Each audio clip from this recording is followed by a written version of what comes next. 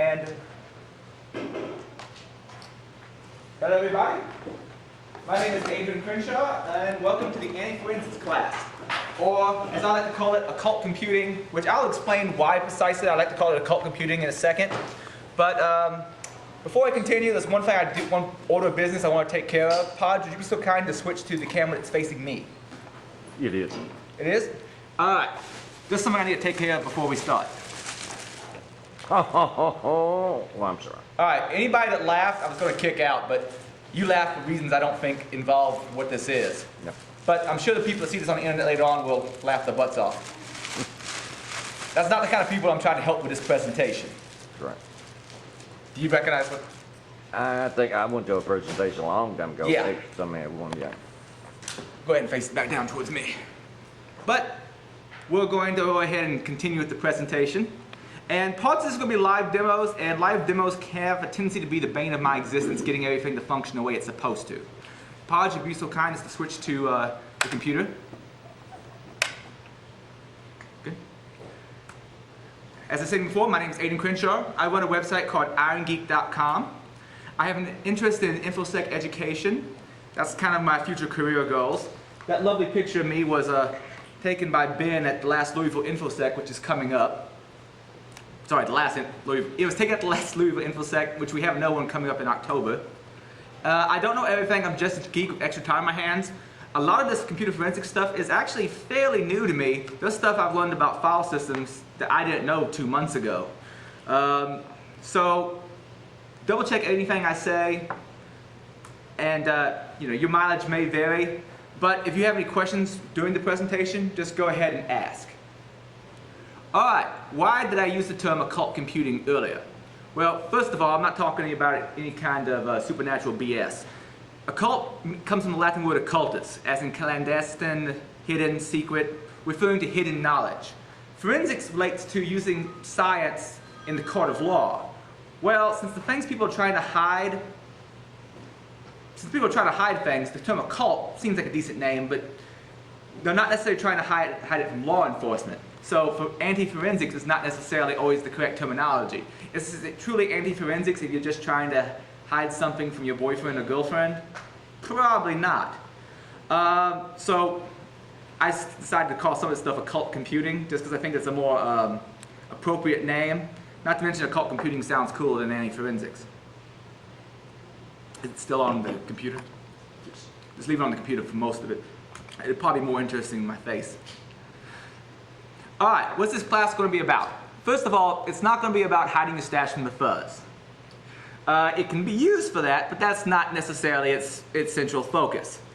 Law enforcement and policy enforcement people might have an interest in it to know how people hide their activities, but there's also places in the world, and even places in the United States, where you have overly invasive law enforcement and policy enforcement people, and you might be interested in how things are hidden. Not to mention, depending on what company you work for, sometimes IT people look at things they have no business doing. Sometimes just because someone is in IT and supposedly a professional doesn't mean they don't snoop in other people's business that they shouldn't.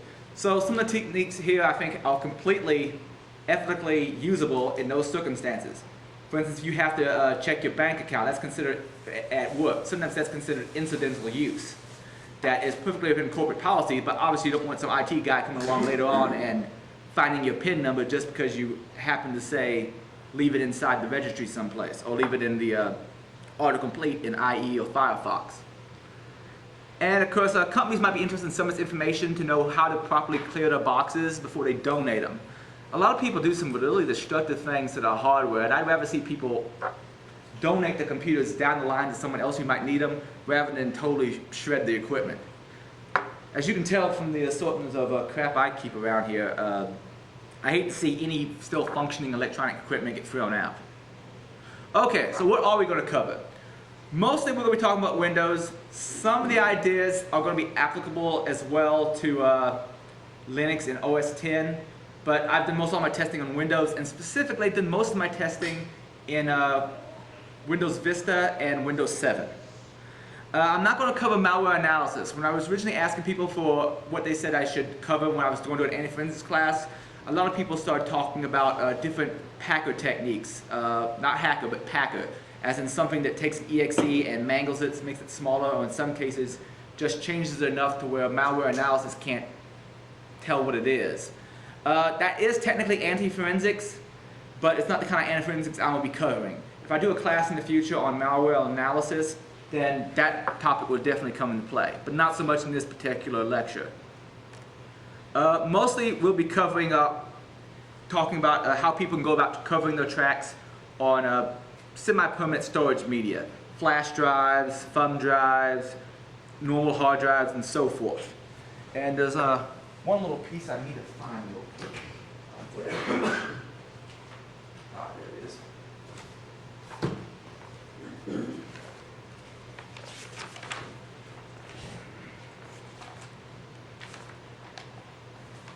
Okay, I have a little side notes here. Now I'm going to break most of these anti-forensics techniques into 4 different categories. The first one is don't leave tracks in the first place.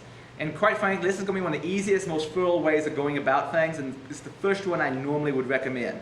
The second is selective file removal and encryption tools, as in just selectively saying this particular file I want to completely wipe from my hard drive, or this particular file I want to delete. But quite frankly, that's a losing battle, and I'm going to try to visually demonstrate shortly why that's a losing battle. The third category I count as politricks. These are things people tell you to do online, but they don't really work. They're certain silliness, like the people who talk about, well, I'm going to hook a thermite canister above my hard drive so if the cops raid me, I can hit a switch and instantly burn up my hard drive. That kind of thing. Along with also some stuff like alternative DNS and other odds and ends, alternative data streams and other odds and ends that can be useful from time to time, but in general aren't that handy. That only works on programs like Mission Impossible, where after they get through talking, everything burns up, right? In those circumstances, yeah, I suppose. I'll explain why I don't think of it as a particularly useful technique in a bit. Only in Hollywood. Then finally, nuke it from orbit is the only way to be sure. Anybody here a James Cameron fan? By the way, I'm going to be making various geek jokes throughout the entire thing to gauge my audience. You'll find plenty of little pop culture references throughout here. Here's my little Venn diagram of doom, trying to place where I put different anti-forensics techniques. From weak, technical, convenient, comprehensive, and secure. The stuff like deleting a file. Everybody here is familiar with the fact that if you just delete a file, it's still on the hard drive. Right. Well, that falls in the category of convenient because most everybody can just delete a file, though I have some people I work with that don't seem to be able to, and weak. There's other things you could do, let's say like selective file wiping and encryption. That's fairly convenient if you use the right tools. And it's somewhat secure, but for some reasons I'm going to show later on, even selective file wiping ends up leaving traces all over the hard drive for reasons I'll cover here in a bit. In the comprehensive section, anything that's usually comprehensive, convenient, and secure, it's generally going to be somewhat technical. Like full hard drive encryption, it's gotten a lot easier now with the advent of BitLocker and TrueCrypt system for doing it, which I might demonstrate later. It's pretty simple to handle, but not everybody has an easy handle on it. And then there's things like Stego, which isn't comprehensive, it's definitely technical, and it's only as secure as if someone doesn't know about it. But it's so inconvenient, I don't see people using it. A lot of things I put in the politricks section are things that they might actually work okay, they might be secure, but there's so much more trouble for what they give you versus just completely encrypting your hard drive. There's no real point in considering them. Okay, background info. These are odds and ends I didn't know where else to stick, but I figured I should explain the topic before I continue because I'm going to be referring back to these concepts throughout the presentation. One of the first things I want to mention is a few interesting legal events. And first of all, I am not a lawyer, in no way. However, I did run these by someone who is a lawyer, but not my lawyer. So any mistakes, a guy that goes by the name Trip at the conferences, Tyler, I mentioned him later on in the presentation as well, had him overlook some of this information for me. And the best as I understand it, what I'm saying is going to be correct, but your mileage may vary, and once again, I am not a lawyer. Some interesting cases, though, to look at after this presentation is over with. Check out the Julia Mero case. Has anybody heard of this lady? All right, quick rundown of what happened to this lady. She's a school teacher, and I've seen interviews of her. Sure, nice enough lady, but really not very computer literate. She was in class, and she started getting porn pop-ups all over the place in her class. This was like, I believe, in around 2004, and it was still running Windows 98 with out-of-date antivirus package. Well, she went to one of the supervisors and told him about it, but nothing really came of it. A little while later, they come at her with endangerment of a child's morals charges. And they started to say, well, you deliberately showed this porn to these people, to these children. Not really, and if you read up on the investigator who was working for the prosecutor, it was clear that he had no idea. Like, he'd say things like, he didn't check for malware on the system. He didn't seem to understand what who has ever had a porn pop-up storm? How many people here are liars? Actually, it was more common in the late 90s, to tell honest truth. By the way, anybody who came in late, if you want CPE, just go ahead and fill out the sheet over there. But anyway, she got in huge trouble, and even after it was demonstrated that, actually there was screw-ups on multiple levels. The people who was the defense forensics examiner didn't exactly do things quite right either, as far as, I believe it was some along the lines of getting the evidence in on time to where the prosecution could look at it. And anyway, ultimately she ended up getting charged $100 and getting her teacher's license revoked, all because some porn popped up on a machine that she couldn't control, and she'd always probably been told not to just shut the machine down, so it was up and running. And she tried to shoo the kids away from it, but she got in huge trouble, and the prosecutor, I guess they just didn't want to have a loss on their record or look silly later on for prosecuting a woman who they really shouldn't have. Now, on the opposite side of things, you also should look up the Sebastian Bocher. I don't know if I'm pronouncing his last name right. You might want to look up his case. Who else heard of Sebastian Bocher?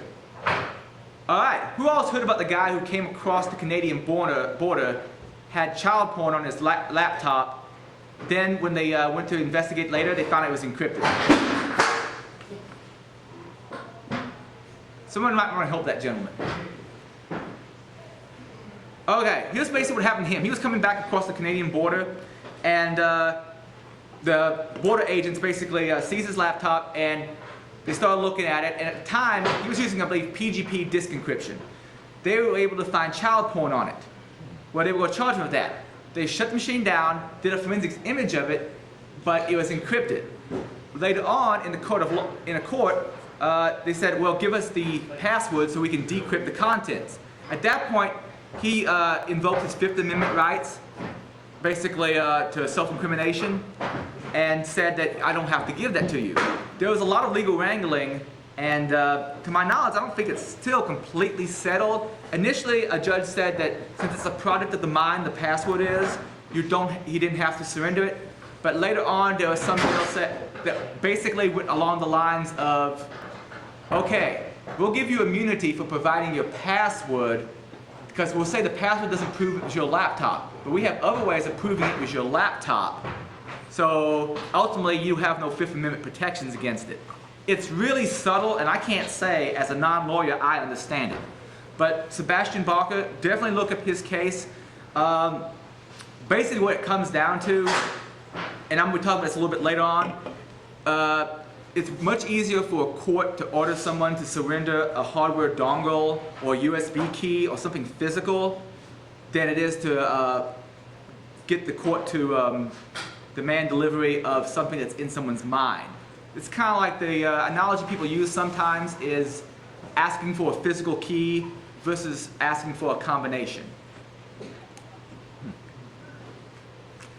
Just keep that in mind. Another thing you might want to be interested in is the hacker defense. Some people in the past, and Julia Mero for instance, she actually seemed to legitimately have the Trojan defense or hacker defense that she could pull out. Basically claimed, it wasn't me that did it to my machine, someone else did it to my machine.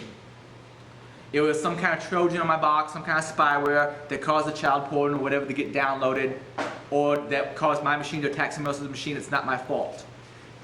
Sometimes the hacker defense works, sometimes it doesn't. There's certain legal problems with getting this defense to work. Julia Mera had no problem because, well, she had problems regardless, but this defense worked better for her than it would, let's say, for me. I'm pretty obviously a computer geek. I run a computer geek website. I go to computer geek conferences. I have a harder time mounting this particular defense than Julia Mera did. Anybody that's in this particular class will probably have a harder time mounting this defense than Julia Mera did. Your sweet little grandmother, though, she might be able to. That said, you really can't say that even a fairly experienced computer geek can't use the hacker defense legitimately, because who all heard about Dan Kaminsky getting hacked a while back? Dan Kaminsky's a fairly well-known computer security researcher, and even he got his box and passwords compromised. It happens even to people who are, really technically competent. So, another term I'm going to be using throughout the presentation is spoliation. Basically, someone screws up the evidence. If the defendant does it, it's bad for the defendant. If the prosecution does it, it's good for the defendant. One example of, I suppose, spoliation might be if someone knows they're about to get investigated for a crime, and then all of a sudden they wipe the hard drive at that point. That's a huge legal issues there. First of all, it's destruction of evidence. Not to mention, my understanding, courts can find that, essentially tell the jury, all right, since they went to destroy evidence, obviously there must have been something there, so go ahead and consider it to have been there. Which, it's... Well, Bush did the same thing. Regardless, it's generally, I'll go into a little bit of that and about writing down policy if you're going to wipe your drives, and why you don't want to do it just before an investigation. Also, who here has ever heard the CSI effect? Essentially, CSI has caused people in the public to think that science can give answers that it may not necessarily be able to, and they have totally different expectations of courtroom evidence than what might be realistic. And this causes some complications with modern juries, so my understanding goes. But Wikipedia has an interesting entry on that. And another thing to check out from a legal standpoint is some people at Nomad's Mobile Research Center. Anybody ever been to their website? It's a good resource, and they have something called, they did a presentation at DEF CON. You can actually download the video of it, where they talk about developing a plausible deniability toolkit, and essentially it's to help people be able to mount the hacker defense. Basically doing things to your machine to make it plausible that someone else actually did the crime and not you. Now, I'm also going to be covering some of the tech stuff before we get on into the more live parts of the presentation. It's hard to cover these things in order because some topics are so interrelated, it's hard to know what to cover first. You need to understand some things before you understand other things, but I'm not sure what order to put these in. Also, one of the things I'm going to show you is just to put across in your head that Windows jams data in all sorts of places, and there are tools to make it fairly easy to recover. You may think you deleted your history, but did you really delete your history? And I'm going to cover some tech stuff that helps illustrate that. But a little bit about terminology. Now, for this class, I'm going to be using a flash drive for most of my storage needs as far as recovering files. However, if you're talking about a disk, they usually break them down into tracks, which you see as the red track on the disk, geometric sectors, track sectors, and clusters. We're mostly going to be talking about sectors and clusters. Sectors is how the disk is actually broken down, and generally on any modern hardware, that's going to be, each sector is going to be 512 bytes long. A cluster is how the operating system, or I should say the file system, addresses it. Essentially, a cluster is made out of so many sectors. I believe by default, if your sectors are 512 bytes, I believe NTFS by default, at least when I was formatting this flash drive a second ago, it set the clusters at 4 kilobytes. So by multiplying that out, you'll see those 8 sectors to each one of those clusters. The reason it addresses by clusters instead of sectors is you can address all of these as one particular offset, whereas the sectors, you'd have to keep records of a lot more spots. So what it'll say is all of these sectors are in this particular cluster. You all are familiar with FAT12, FAT16, and FAT32. The 32 in there, or the 16 or the 12, refers to the number of bits set aside for keeping track of which cluster you're on. Now, the reason someone might want a small cluster size is that they have less wasted disk space, which I'll cover in a second. The reason they might want a larger one is to have less file fragmentation. There's something called slack space. Has anybody heard of slack space before? All right, slack space is essentially the area that is beyond the end of the file, but up to the end of the cluster that's on. For instance, let's say I have a cluster size of 4 kilobytes, but the file I want to put there only takes up 2 kilobytes. Well, I have a whole 2 sectors of slack space there, space I'm not using. Well, the way modern drives generally work, when you write something to it, it ends up right in the file, and here you see file 2, and all the way up to the end of the sector, after it's finished writing its file, all the way to the beginning of the very next sector here. This is called RAM slack. The reason it's called RAM slack is historically what used to happen is some stuff in the RAM would get jammed in there to fill out the rest of the file. On modern operating systems, I think like Windows 2000 and after perhaps, it's all just nulled out. Then you have residual slack. This is the rest of the cluster. This goes back to what I was saying before about why you want a small cluster size versus a large cluster size. If you have a large cluster size, you don't have to fragment the file as much, because you can put the entire file in one continuous cluster. As opposed to, I have this cluster free, so I write part of the file here, part of the file here, part of the file here. The reason you know what fragmentation is, it takes longer, at least on a spinning disk. On flash drives, it really doesn't matter. But on a spinning disk, it takes longer to read this one, and this one than it would if all the data was continuous. The problem with having a large cluster size is this extra slack space that's completely wasted, that you can't address or use. Well, that's not quite true. There's tools for addressing and using it, and hiding data in there. But the thing to remember about slack space is sometimes there's remnant data in there. Like for instance, at this location at one time I had a file called file 1 that was much longer than file 2. However, when I deleted it and then wrote file 2 down, it didn't overwrite all of file 1. Some remnants of it was still there in slack space. And it's possible for someone to go back in and pull that data out. And I'm going to be showing some tools for automating that and doing just that. We're not going to talk much about RAM slack. Also, RAM slack is also apparently sometimes referred to as sector slack. But it actually is overwritten. It's the stuff from the end of the last used sector to the end of the cluster that remains and might contain useful data. Who all here is familiar with different hashing algorithms? Okay, just as a review for people who aren't. Essentially, a hash is a one-way function that takes some string of characters and turns it into a smaller string of characters. The point being that it's something smaller you can store and look up later on. You might use it for database functionality, or in computer security, it's sometimes used for storing passwords, so you don't have to put the plain text password out there. You put a hash of the plain text password where people can't easily reverse it and find the original password. Or fingerprinting files. We're going to use some later on for fingerprinting files. One popular hashing algorithm is MD5. Another one is SHA. And there's a couple different varieties of SHA, if I'm not mistaken. Another bit of technical information I'd like to provide to everybody is whenever you've used a hard drive partitioning tool, if you use the right one, have you seen a section that was set aside for like a system rebuild partition or utilities partition? Some computer vendors will use either host protected areas or disk configuration overlay to set aside part of the disk that the BIOS's normal functionality and the operating system's normal functionality can't see. It's potentially possible for a person trying to hide data to jam stuff in these areas, though I'm not going to cover that in depth at all because so far I haven't found any good convenient tools for doing such a thing.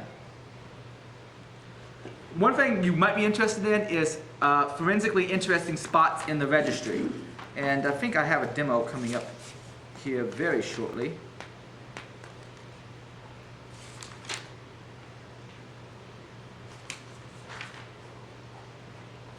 Yes. At this particular URL, I have a whole list of forensically interesting spots where you can pull out data from a system. Let me actually bring up that file. If you go underneath sample data on the computer, on the download I gave everybody, there's a little Word doc there. There's all sorts of must be because of an update I did recently. I did not tell you to do that, as I recall. Alright, here's a few interesting spots in the registry and some of the data people can pluck out of it.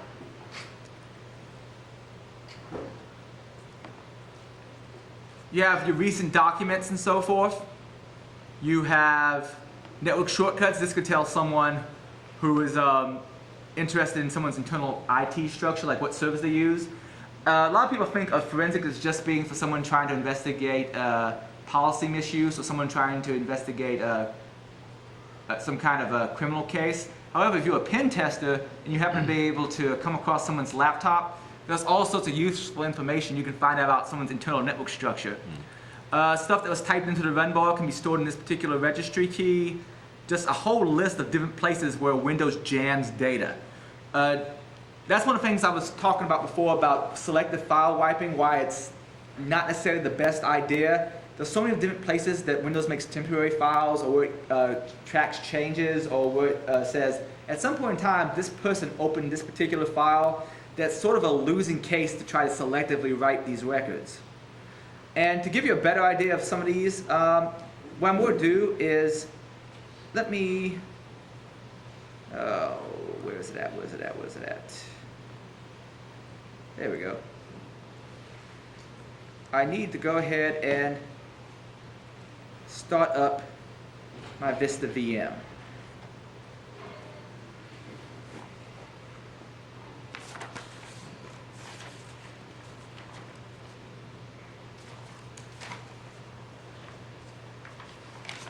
I'm going to show you some tools you can use to recover some of this data. You can go directly to those registry keys if you really, really want to, but quite frankly, that can be a pain, and sometimes the data is stored in a semi-obfuscated manner. Sometimes Microsoft does something as silly as ROT13. I personally have encrypted my entire presentation with ROT26. Oh, I got that joke. I thought it was funny. I'm wondering for the punchline. Okay. Anyway, ROT13 is essentially you increment the characters of the alphabet 13 places. Then if you ROT13 again, you unencrypt it essentially. Right. 26 characters in the alphabet. So ROT26 is not encrypted at all. It's the same as double XOR encryption. I'm waiting for this machine to come up, and it's still on the computer, right? Yeah. Cool. Because I'm going to show you some of the tools that I've brought to show you. The first one's actually inside of, let me see if I can remember which password I assigned myself for this VM. For obvious reasons, I didn't want to actually show real data on my own laptop of my recent activities because I've embarrassed myself at presentations before doing that. You really don't want to know. Work. No filtering. Alright, anybody who actually downloaded that pack I sent out to folks in email, go underneath track covering and clean after me. Oh, okay. Now the reason I use this is actually a tool for wiping all sorts of registry and file system entries. If you decide to use it later on, an option you'll definitely want to go in and use, go into advanced options, and you have the option to say overwrite with 0 bytes. As I showed before with this file slack example, you're just deleting the file doesn't actually get the data off the hard drive. this will. Now, I know some people are probably thinking, well, unless you overwrite it 35 times, like Gutman said back in the late 90s, you can still get it. No, you really can't. I'll cover that later on. One byte with all zeros, it's toast. And even back in Gutman's day, actually, I'll almost save that rant for a little bit later in the presentation. And don't worry, guys, in about 10 minutes, I'll give everybody a break. But one cool thing I like about Nearsoft's Clean After Me is you can pull up something and, like for instance, here in recent files, I can clean it, but I can also say open it so it shows me what's there. Well, here you see I have a bunch of links to some pictures I opened up, some text documents I opened up, and a folder I opened up. Knowing this kind of information, you can tell what a person's been looking at recently. For a forensics investigator, that's useful stuff. Network places I don't think has anything interesting in it. The run bar. What commands has this person been running at the run bar? Well, apparently they've been running Notepad, but that's about the only thing I've ran.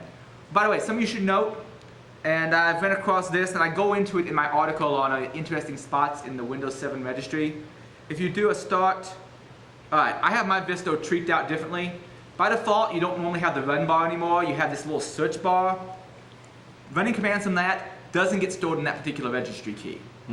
I'm not sure where it is stored. Surely someplace, but I'm not quite sure yet.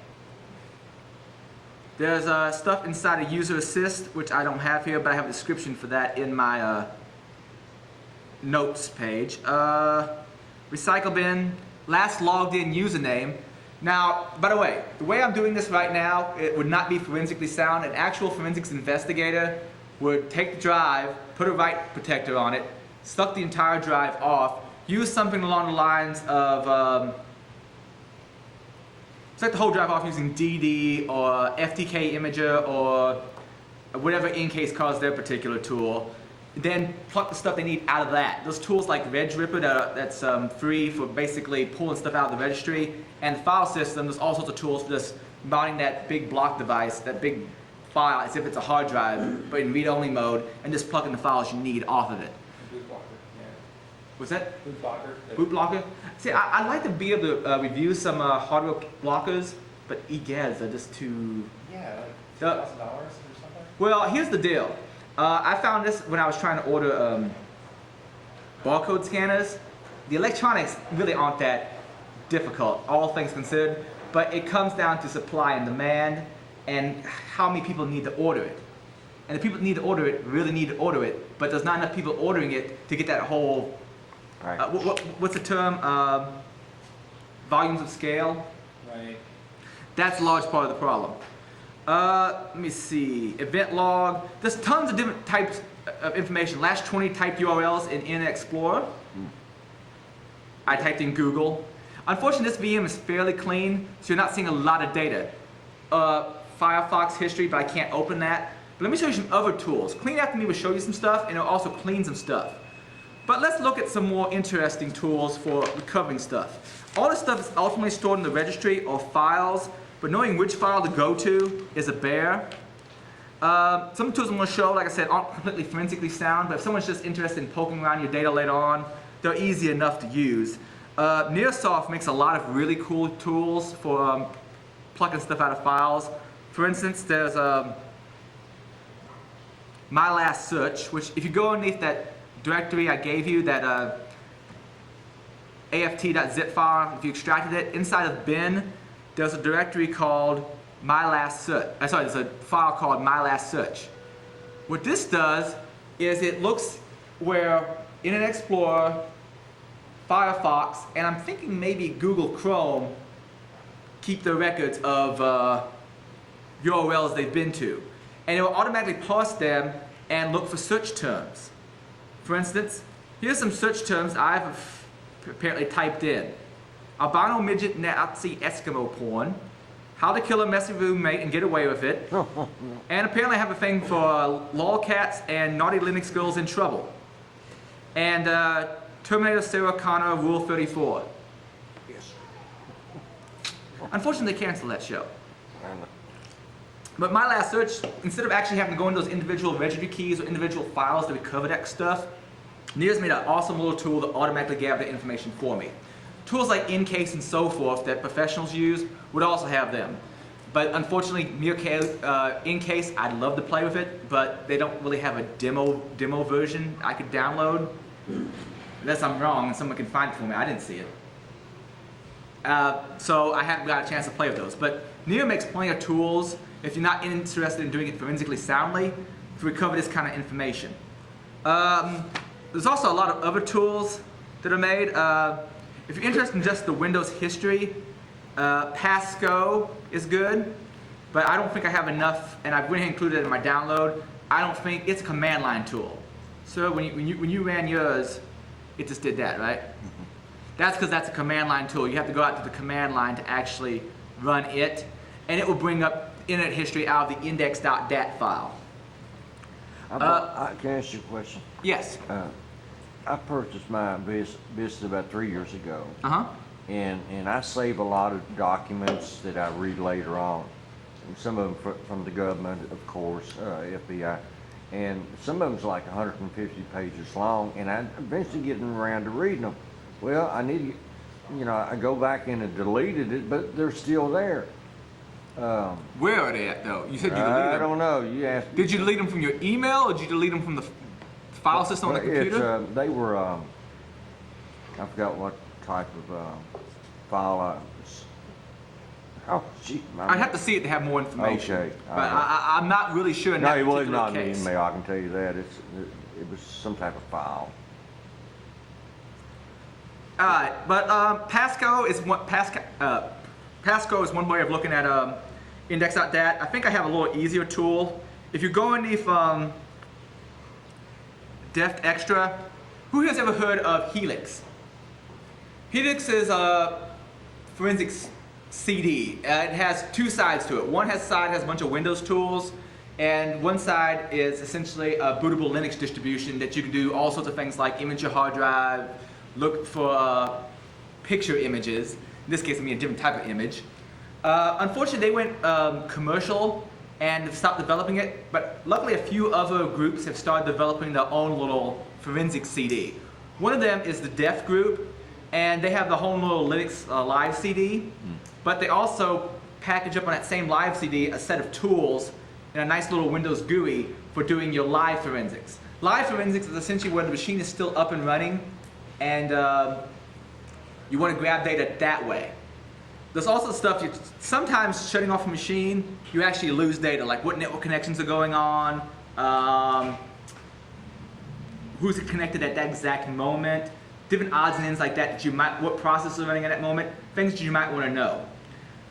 So sometimes it's better to leave a machine on and actually do live forensics. However, anytime you do any kind of live forensics, you're changing the machine ultimately.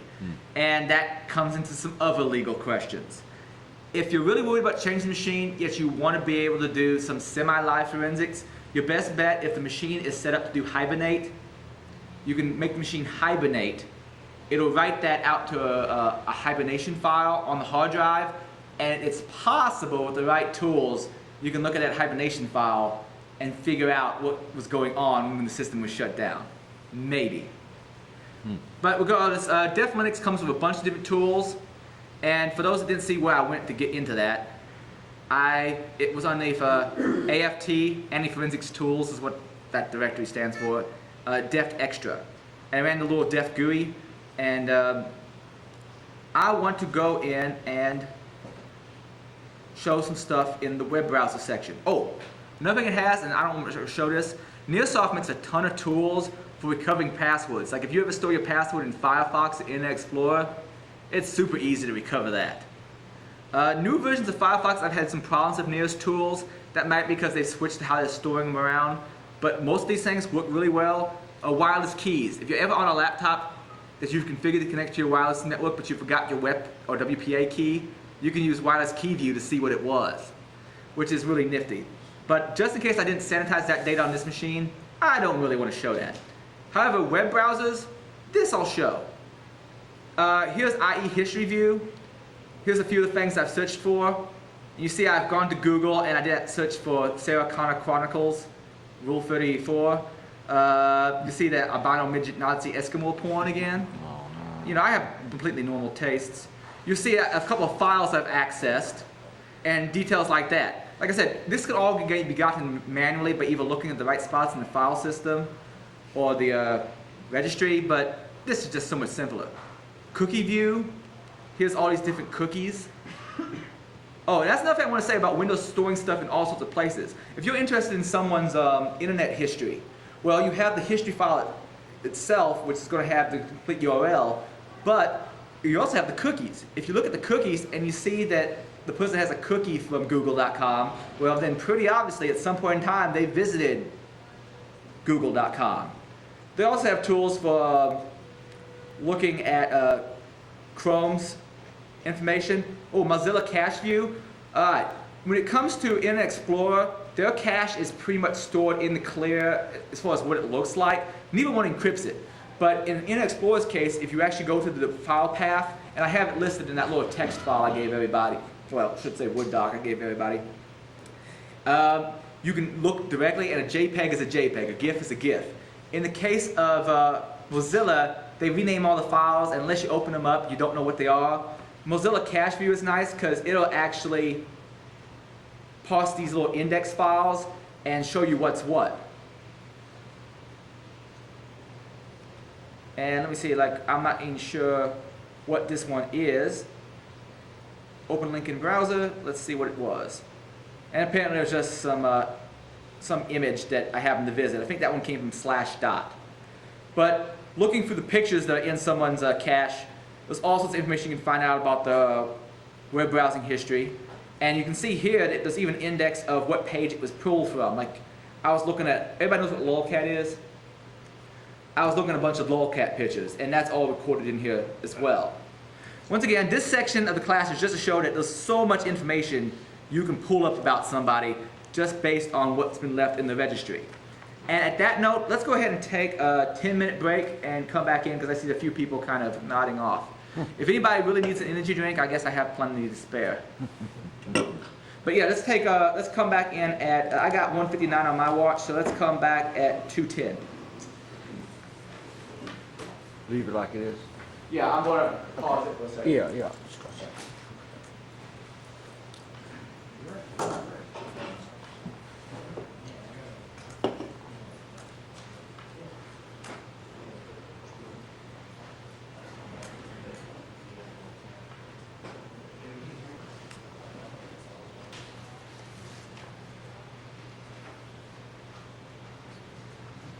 Alright. Hope everybody had a good break and it's nice looking up. Despite these were bought for the teacher, if anybody really needs caffeine, I don't think I'm going to be able to drink all this in one sitting. What's the sugar content it's going to get to me? Alright, but I think I've shown my point that there's all sorts of places that Windows stores information. So let's get down to the nitty gritty and actually show how to cover up or keep some of this information from getting stored in the first place. One of the ways I'm going to try to do that is, well, let me switch back to my PowerPoint slides. Everybody loves my PowerPoint slides, right? Yep. I mentioned a couple of these tools. Nearsoft, like I said, makes a bunch of tools for automatically going in and recovering all sorts of information about someone's browser activities as well as locally stored passwords and whatnot. And DEFT Linux also comes with some of these tools. A lot of them actually are, it took Near's tools and repackaged them, but they have other things as well. Another nice thing about DEFT Linux is it comes with, what is it? FTK's Imager, which is a really nifty package for imaging a hard drive. And it's got some ways, or have you ever been on a system where you wanted to make a copy of the file, but the file was locked? It can copy that file. And if anybody's really interested, I'll show that here in a bit as well. Alright. The best way, and probably the easiest in most cases, is just not to leave tracks in the first place. All sorts of modern web browsers have what's known as, well, Chrome calls it incognito mode. Other groups call it something else. Generally, the internet slang term for it is porn mode. Firefox calls it private browsing. IE calls it in private. Chrome calls it incognito mode. Opera, so far I haven't found quite the right equivalent. Kiosk mode is similar, but not quite. On this particular slide, I list the shortcut keys for switching into private browsing mode, Control-Shift-P for private, and if it's possible, I also list a command line equivalent. What I've liked to do in the past is have it so that I can hit a certain shortcut on my desktop and have that browser automatically come up as incognito mode, which is really easy to do in Chrome and IE, because all you have to do is put a dash private in IE or a dash dash incognito in Chrome, and everything in that browser will be in privacy mode. Firefox, I haven't found that ability. You can set the option to be permanent inside of custom settings, but it's really not quite the same thing. If you want to switch into privacy mode on Chrome, or sorry, incognito mode as they call it, it's Control-Shift-N, but on IE and Firefox, it's Control-Shift-P. So I'm going to switch over to here, and let me open up Firefox. It should look the same in IE. Feel free to open it up in IE instead. If you do Control-Shift and hit down P, it says Start Private Browsing. Alright, I'm now in private browsing mode. I can go to, let's say, 4chan.org. Actually, I've already been to that place. Let me see. Figure someplace that's not too awfully bad, but someplace I probably haven't been. Whitehouse.com, right? That's like, oh, it's Gov. Yes, right. That's someplace I haven't been before recently. And there I am. I'm actually going to copy that. That wasn't what I was expecting. He's a pretty man and all, but that's not. Never mind. What about the, some of the pornography magazines? Yeah, I know. Same thing, similar in Internet Explorer. Control-Shift-P, say yes. And essentially the idea is that when you go someplace, it doesn't store in your history, it doesn't store the cookies, it doesn't store the passwords and so forth. So in theory, you're not leaving any tracks on the machine. Now, granted, your mileage may vary. You probably want to Google around to see how good the privacy mode is for whatever your web browser of choice is. I've heard some rumor of them leaking information that they shouldn't. But if I get back out of this, let me see. There should be some. I'm trying to see if there's an indicator on IE. I use Firefox most of the time, so I'm going to switch back to Firefox. As you can see on Firefox, up here in the URL bar, let me shrink that. You see it says private browsing. Now let's say I switched back out of private mode, which once again is just Control-Shift-P. And make sure the window's actually active. If I go up here to history, hopefully it's not remembering whitehouse.gov. But that's essentially the way that works. The idea is that you simply aren't storing that information. Now, on the topic of private browsers, sometimes you want to remember history, you want to be able to do bookmarks, you want to be able to do passwords, but you still don't want people to easily be able to grab that data. Well, doing that from the local hard drive is problematic. Luckily, there's all sorts of portable web browsers. If you go underneath that package I gave everybody, by the way, sir, were you able to download it? Cool. If you go underneath web browsers, I have two packages there. One is Firefox Portable. This is just straight up Firefox. You run it and it runs all from the flash drive. The nice thing about this is it's saving the history to the flash drive. It's saving the cookies to the flash drive so that it's not leaving it on that machine, at least not in theory. There's some exceptions to that where things can leak out into the page file, which I'll be talking about some in a bit. Another option you have... Can it still be seen by, website stuff? Yes, it will be seen. Right. Yes, but that's where Tor comes in. There's also something called Tor browser. Now, Tor is something you can set up independently on your machine, or you can run a Tor browser, and basically it's a package with portable Firefox and Tor and all the stuff rolled in together, along with Pigeon. Pigeon is essentially an open source AIM and Yahoo Chat and IRC client. It basically rolls all the popular chat programs into one. Let me see if this actually fired up.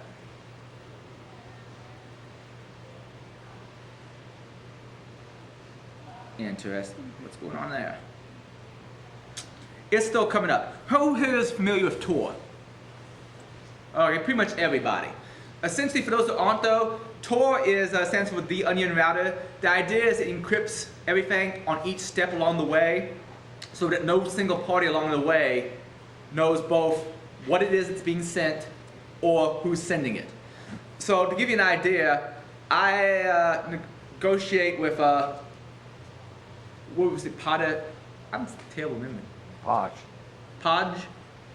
I negotiate with Podge a public and private key to exchange data. Through him, I do the same with Mike, and through him, I do the same with that Mike. Well, I get keys from all these people, and I encrypt it once for you, once for him, and once for the Mike at the final end. And at that point, it's unencrypted and sent out on the internet. By doing it that way, he may know who it's coming from, but he can't read the contents. He sees it's coming from Podge, but he doesn't know the contents, and he doesn't know I'm the one sending it. Now Mike can finally decrypt it, because he has the final key in the chain, and send it out, but the only person he knows about the entire line is this Mike. Make sense? Kinda, sorta?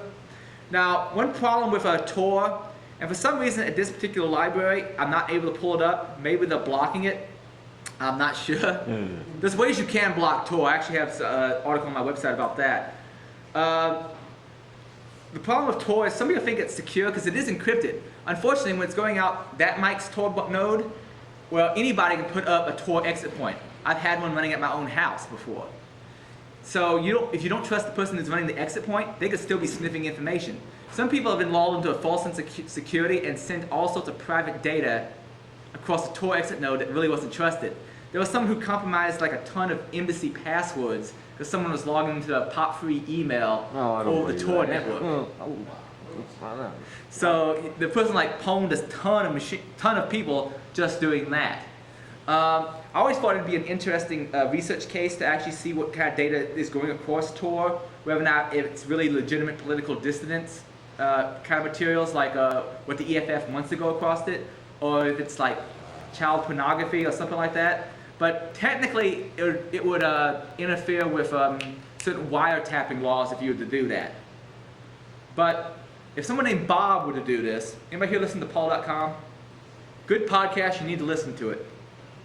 Let's say a guy named Bob was to do it. What he would likely see is a lot of people, a few people looking at CP, child porn, a few people doing legitimate political dissident stuff, and a whole lot of people looking at adult female Asian porn. Keep in mind this, porn is, China has kind of a weird culture when it comes to pornography. And they have all sorts of very strict laws against it. So it seems that a whole lot of people using Tor using it to get to porn that would be completely legal in the United States. Someone made an interesting point the other day talking about pornography. In the courts, we give someone who's doing killing children, 4,000 children today, we give them no sentence in court, but give somebody doing pornography 15 years. Now the system's messed up. Yeah. Somebody legalizing marijuana. I have kind of a libertarian sensibility. As long as it's consenting adults do whatever the hell they want, I don't care. Neil Board, right? I like him. Alright, I'm going to hide this, and because quite frankly, for some reason, on this network, I can't seem to connect to Tor. Got one?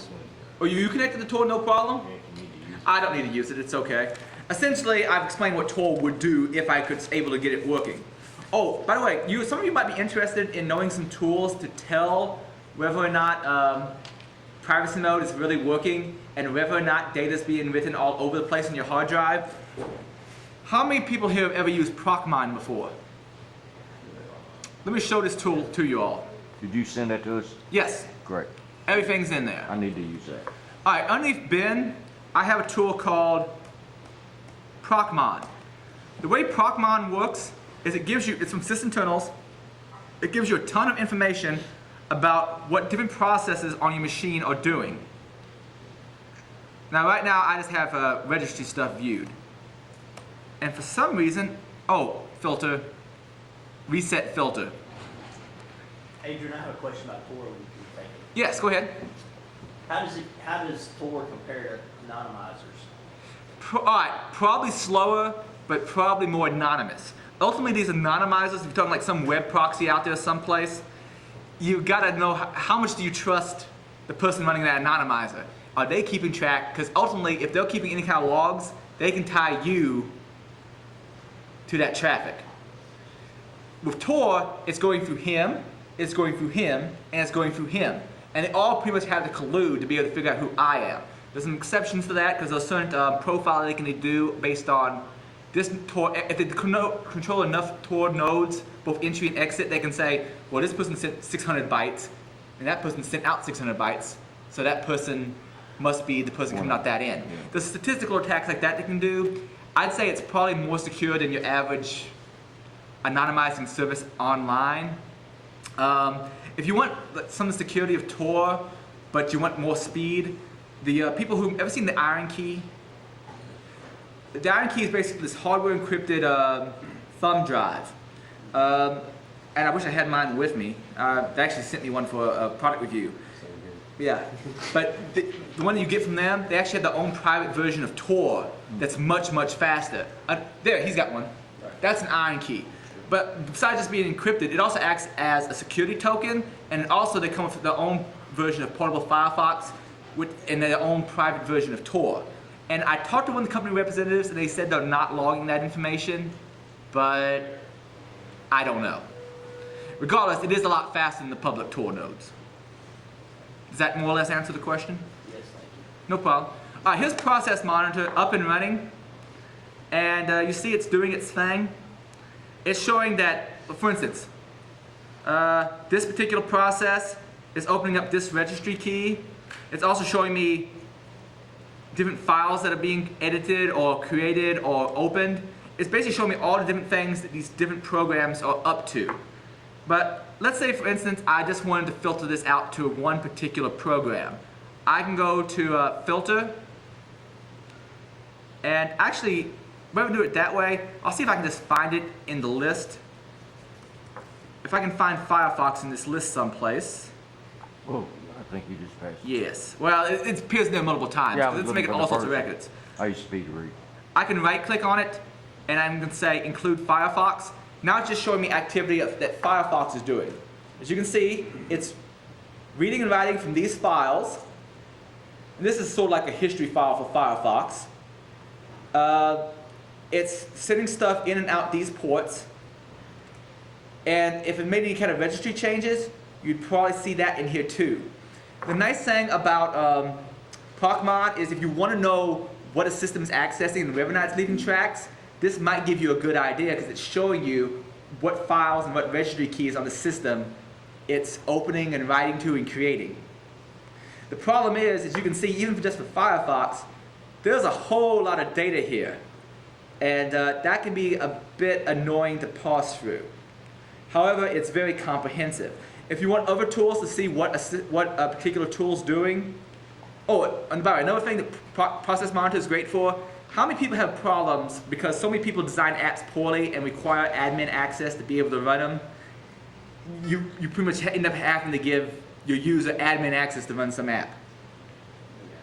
Well, Process Monitor can help with that because you can see where that particular problem application is writing to, and then give the user just full access to those particular registry keys or those particular spots in the file system. So instead of giving them full admin access, you can give them just full rights to those particular file system paths or the registry keys.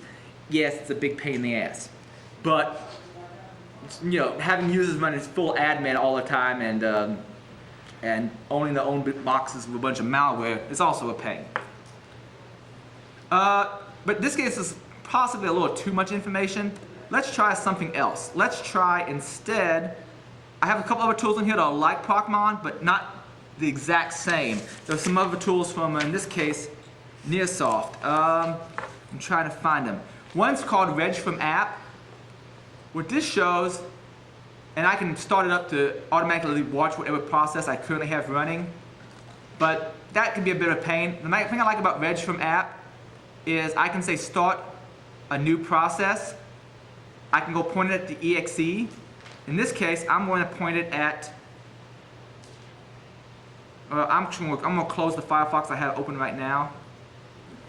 And I'm going to point it at web browsers, Firefox Portable exe. And let's see what registry keys are happening.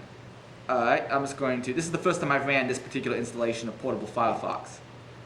If there was any registry action going on, it should show me here. However, apparently, it may not be doing anything to the registry, so that's not going to be a very interesting thing to show you. Let me show you something else. Hey, cleaned it. Well, but it should show me any kind of writes or even reads. Yeah. Like sometimes you're wondering, where's this setting stored for this particular app so it comes up in this way? These tools will let you know that. I'm going to start a different process. I'm going to start up, let's do, It's not running through the registry. was that? It's good to know it's not running through the registry. Apparently it's not. Let me see if I can run, well, I know one that would definitely do it.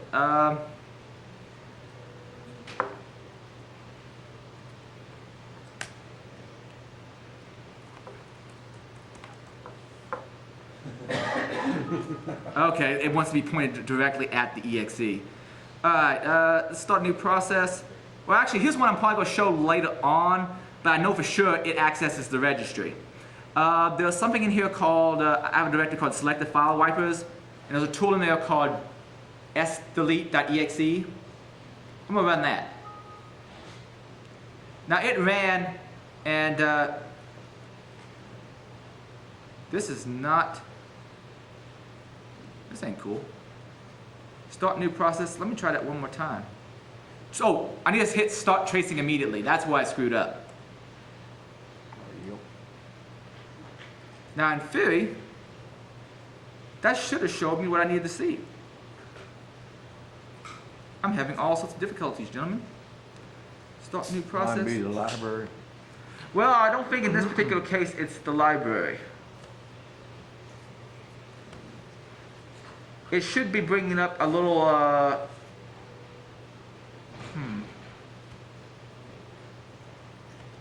Let me go back to my other original plan.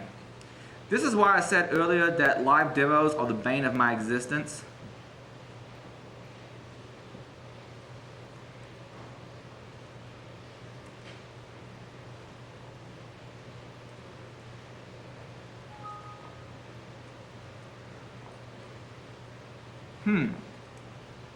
Well, I was having no problems getting Reg from app to work from home. Regardless, very much like the other tools, it should show you what's going on as far as what things are writing to where in the registry.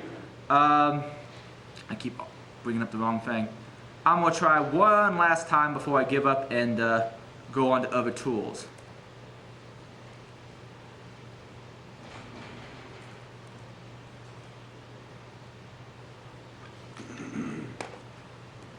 The nice thing about this, when it does work, anybody who's used a .reg file where you can right click on it and say import into registry, the really nice thing about reg from app is it outputs stuff in that format. So you can just copy and paste it out and apply the same kind of registry changes that the app is making to your system, which is pretty nifty.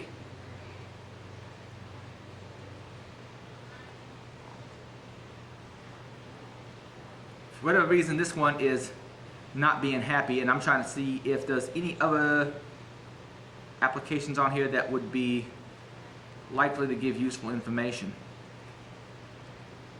Alright, let's move on to the next one. That is Reg from app. There's also process activity view, which is another tool from Nearsoft. The interface looks very much the same. What you can do with that is start a let me close this. File, start a new process, point it someplace. And that one you actually see is working for me.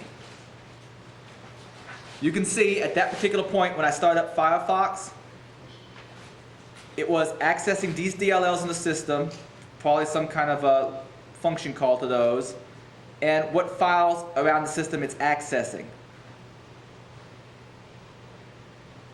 which can be useful information.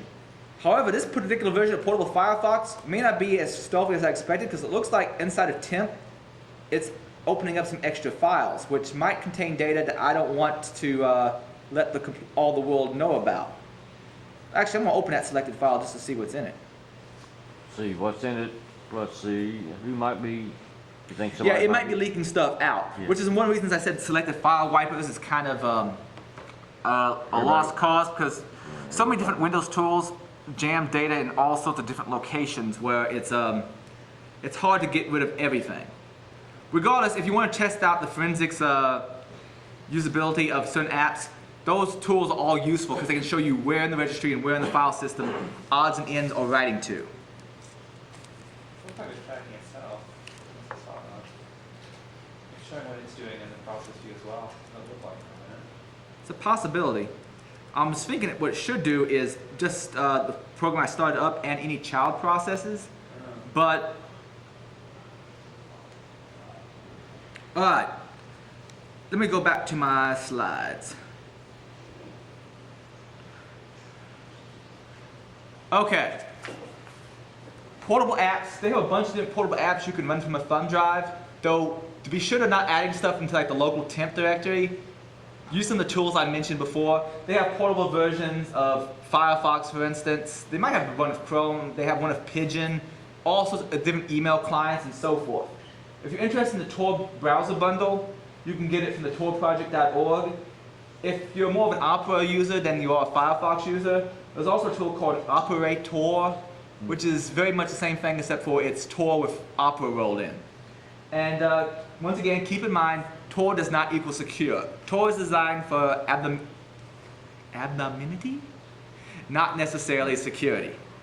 I can't say the word anonymity. Took me a while to do it. It does work. Okay. Now I showed you even on those portable ones, so I'm running from a thumb drive, it looks like it's writing some stuff to the local C drive. I don't want that. There's some other options of things you can do that can help along the way to keep things somewhat more secure. What I'm going to do now is I'm going to shut down this machine and we're going to talk about boot media for a second. Let me shrink that down for a second. There's all sorts of different, how many people here have ever used the bootable CD? How many people have ever used a Windows bootable CD? Alright, there's all sorts of different, the easiest way to do this is generally in Linux. If you're booting from the CD-ROM itself, well, you're not booting from the hard drive. Hopefully you're not writing to the hard drive at all. There's a weird exception to that. If you're using a Linux boot CD, look up a parameter called no swap. Sometimes when you're doing the boot at the syslinux prompt, you have to put in no swap to make sure it doesn't use a swap partition that's already on the hard drive. My understanding, by default, the Ubuntu install CD that also doubles as a live CD does not do that. And that if you use Canopix, it also doesn't do it if you use this. Now, the problem is CDs are kind of a pain to carry with you all the time. From the Linux side of things, I've had good luck. Who has ever used Unetbooten? I like to say it with a German accent. Unetbooten. Unetbooten, essentially, if it's a syslinux-based ISO, you can take that Linux ISO you would normally burn to a CD-ROM, point Unetbooten at that ISO, point the other end at your thumb drive, and make a bootable thumb drive that loads that OS. These things are about 11 or 12 bucks. This is actually a thumb drive. Go ahead and switch over to 2. Is it showing up? Yep. This is a bootable thumb drive. I think it cost me 11 or 12 bucks. It's 4 gigs, which is plenty for my purposes. And I loaded up with a bunch of different OSs. I have one in my pocket that has Backtrack on it. Backtrack is a security distribution for doing all sorts of pen testing. I have another one that has Windows on it, or specifically Ultimate Boot CD for Windows. And another one I think I have either Conboot or maybe just Ubuntu install CD. Go ahead and switch back, please. Thank you. But that's a lot more convenient to carry with you. If you're interested in using certain Windows tools from Boot Media, then look into Bot's PE Builder, Ultimate Boot CD for Windows, or WinBuilder. WinBuilder is a newer project. I haven't played with it enough. Now, Ultimate Boot CD for Windows and Bot's PE Builder both take, you have to give it a Windows Service Pack 2 or newer Windows XP CD. Windows XP Service Pack 2 or newer XP CD. It strips off just the stuff it needs to make a mini installer of NT on the CD that you can boot. The problem is that so far these ones don't support building from Vista. There's some stuff inside of WinBuilder that does. However, Ultimate Boot CD for Windows is currently my preferred one because it's Bot's PE Builder with a bunch of plugins already thrown in, which is awfully nifty. And if anybody wants to try some of these live CDs later on, just come up and grab one. I have them. It can't let you keep the Windows ones because they're licensed to me. That's no problem with the Windows ones, is you pretty much have to build the ISO yourself because legally they can't distribute them. There's some people who have been via BitTorrent on the Pirate Bay and so forth, but it's not exactly legal. The Linux side of things, they are. And the nice thing I said, once again, about using these boot media, everything is done in memory. So, unless, of course, for some reason they're writing out to your swap. And there's ways of keeping it from writing out to your swap using the right boot parameters. So as soon as the machine is shut down, that data is gone. With one exception. Who here has heard of cold boot attacks? All right, cold boot attack is essentially this. Some researchers found that if you take a machine, quickly shut it down, pull out the RAM, put it into another machine, keep it cool in the process, put it in another machine, you can recover stuff out of the RAM. There's a certain amount of persistence even without power. However, people made a big deal about this attack, and I guess it is a somewhat big deal, but quite frankly, if I'm up there bum rushing someone, let's say I wanted to get Mike's password off that machine or see what his web activity, if I have enough time to bum rush him, knock him aside, take his machine, take that memory out, image it, Mike's got bigger problems than me just seeing that he's looking at, you know, I don't know, a Nazi midget Eskimo porn or whatever. There's some hot-swap RAM and some server boxes might be worse than that. Yeah, but then someone's got to get into your, someone's in your server cage, aren't they? Yeah, so physical security should be better. It ultimately comes down to physical security, and if you really want to keep people from a bigger issue to me as far as laptops and memory and people being able to recover stuff from it, is your hibernation file. Let's say you close your laptop up and then leave it someplace and it leaves a hibernation file. There's stuff that can be recovered from that, and I may be able to show something similar to that here in a bit. But as far as boot CDs was concerned, I may have to come back to this. Where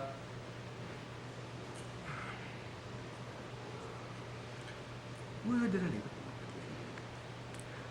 It's kind of a pain to have to reboot my presentation machine. So instead, what I'm going to do is... No. That's the parameter in VMware you have to use to tell it to do a boot weight. Which, let me see if I did that. Oh, good, I already have it set up. The nice thing about VMware is you can test so many different things. One thing you can do is testing booting from the ISO as if it was a CD in the virtual machine, which I already have. Most of you seem to have seen Linux live CDs before. This is Ultimate Boot CD for Windows. And I've actually thought about teaching a class in the future about how to create your own boot media. I could launch Ultimate Boot CD for Windows, which brings up a cut-down version of Windows. It's all running from the CD-ROM or thumb drive. The nice thing about it, though, it's a multi-boot system. It has Derek's boot nuke on it, which is used for wiping a drive. It has FreeDOS, if you want to go old school. Memory test stuff, go back removal tool, NTFS for DOS, offline NT password and registry editor. Anybody ever used this before? Yeah. Essentially, you can go in and do a hash insertion on the SAM file and either blank the password or enter your own password. There's better ways of doing that, actually, but we'll talk about that in Windows Recovery Console. I'm going to say launch Ultimate Boot CD for Windows. Oh, by the way, if anybody tries to put this on a thumb drive and has problems, let me know. There's one little exception to writing it to a thumb drive. all the tools and documentation from the website worked, except for it always blue screen on every single piece of hardware I personally had. Then I found someone had some information on how to use a hex editor to edit your, what is it? It's ntdetect.com. And after I did that, it worked reliable every time.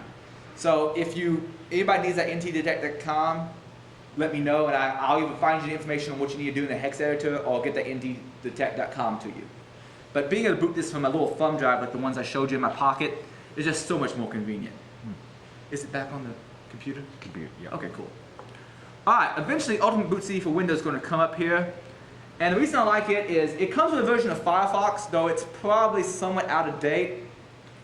You can run IE from it, and there's so many other tools, like, were you asking me about also the system recovery CDs? Or who was asking me about system recovery CDs, antivirus, and so forth? Yeah, that was me. That was you. Okay, it's really, really good for those particular types of functionality. If it ever actually comes up. I can start it up with network support. Since I'm not going to use the network, I'm going to say no. There we go. And that's all booted from a CD. Well, technically it's booted from an ISO and a VM, but you get the point. And it's using a RAM drive. If I wanted to, I could access the local C drive, which is nice. But it comes with tons of tools. Besides the networking tools, I can remote desktop into some other machine. I can secure shell into another machine. If I go underneath of, in one of these categories, it has Firefox and so forth. See, this Internet Explorer, I'm pretty sure it has Firefox on this particular distribution as well. It has all sorts of anti-spyware tools and antivirus tools. The reason these are useful is, who has ever tried to remove a piece of spyware and had the problem that you couldn't remove it because the file was locked, or as soon as you removed it, well, maybe that, or it had a companion process that automatically started it up because you were booted from the same operating system you were trying to remove from. Well, now you're booted from the CD-ROM, a read-only piece of media, and none of those processes are started, so you can get absolutely everything. So sometimes this is just the best thing for doing that. Also, it has a bunch of registry tools for editing the registry on the machine. You were asking about that earlier. I sometimes use it for that. Also, if you go into password tools, it has something called Salus Password Renewal. You point it at the Windows install on the local C drive, and you can either create a new admin account to log in as, or you can change the password for a local admin account. Unfortunately, if you do that, EFS doesn't work. I will talk a little bit about EFS a little bit later on, but that's one minor drawback, I suppose. But you can just see there's a ton of different tools on here that can be useful to you. And trying to know where. Anyway, look into Ultimate Boot CD for Windows sometime, and I think you'll find it pretty handy. It's nifty stuff. All right, I'm gonna turn that. I'm gonna see restart and say okay, because I'm gonna use that VM some more later. But that's doing stuff in boot media, which really, from a simplicity standpoint, probably is one of the best calls when it comes to occult computing. Is there any questions about boot media? Yes, Mike. Do you, on backtrack 4 or any of the backtracks, are they, like, let's say if you just decide to run it off thumb drive or whatever, are they going to, I haven't looked at it, do they run anything on the swap file? I am honestly not sure what the default on backtrack is. You have to talk to the developers on that or post in the forums.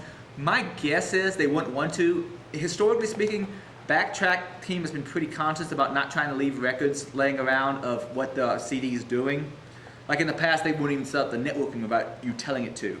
I'm not sure about swap or not. I would have to ask on their forums and they can tell you.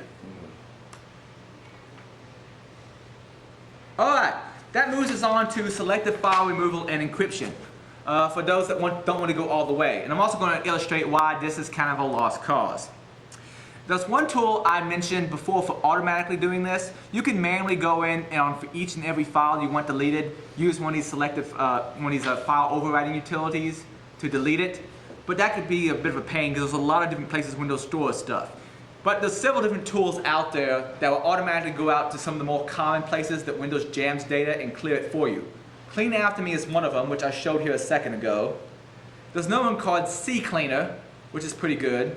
I prefer these two because, well, the nice thing about them is they're free.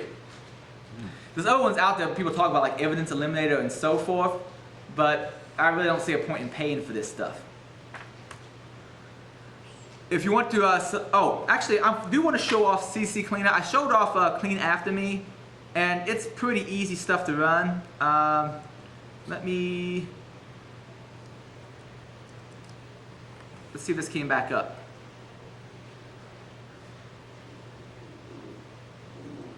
There we go.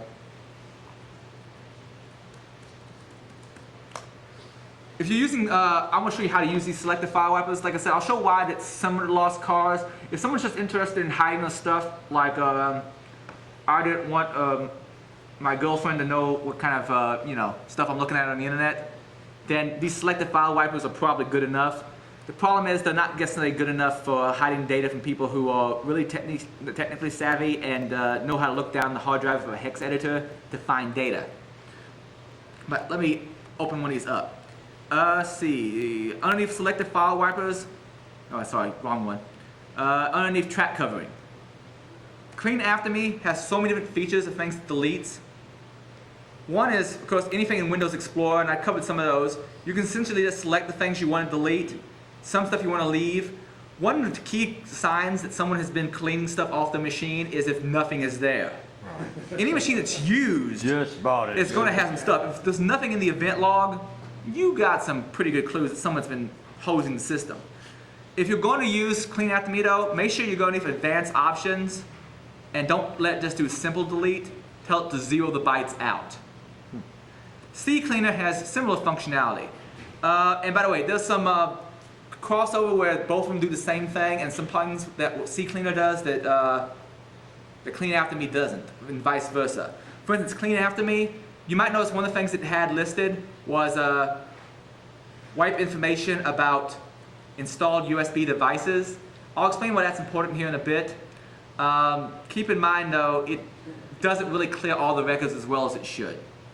And I'll explain that here in a bit too. CC Cleaner,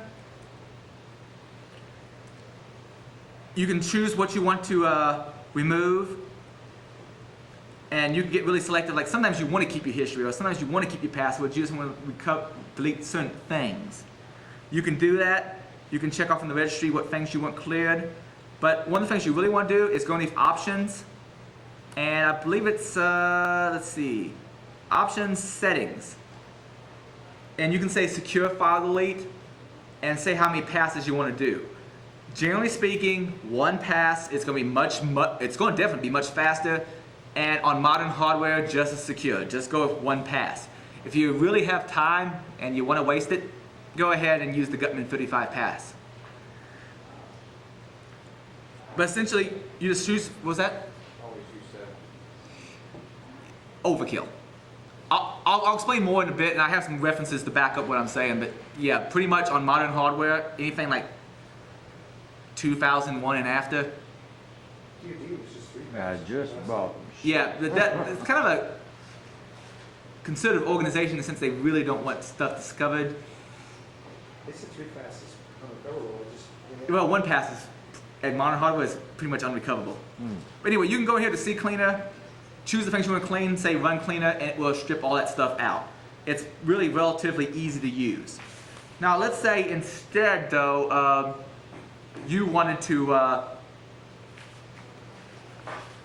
just selectively wipe individual files. And I'm actually going to show that here in a second. Luckily, you loaned me a smaller thumb drive so I could do this.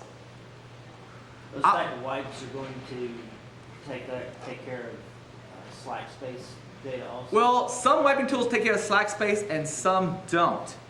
Generally speaking, the wiping tools will take care of the file up to how many bytes are allocated to it. I've seen some that do take care of slack space and some that don't. Some will go, well, the file is 512 bytes long, so I write over 512 bytes, but it doesn't write over the rest of the cluster. Some do, some don't. I'm going to show a tool called sdelete here in a second, and it doesn't.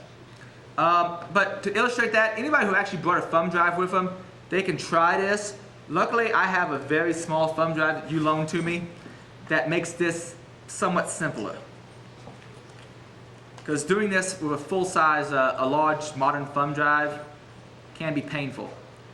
But I have a little thumb drive here. I formatted it NTFS. And the something I want to point out to you right now, this is an interesting bit of trivia. Who all here is using Windows Vista or Windows 7? How many people are using Windows XP? You're going to notice a big difference here. Windows XP, if you do a normal format, it does not overwrite each and every sector with nulls. Windows Vista and newer, it does. So I noticed this recently when I was doing something called file carving, which I'll explain in a bit. But here recently, I formatted this all NTFS. And at this point, I'm going to copy some files to this system. On the sample data, I have a bunch of pictures, and I have a few text files. I'm going to take all that crud, copy it, and put it on my blank NTFS formatted thumb drive.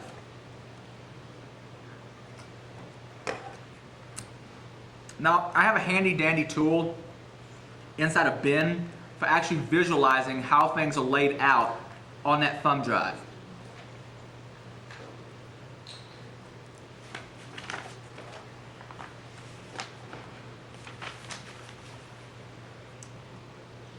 If I go underneath a bin and find a tool called Disk View,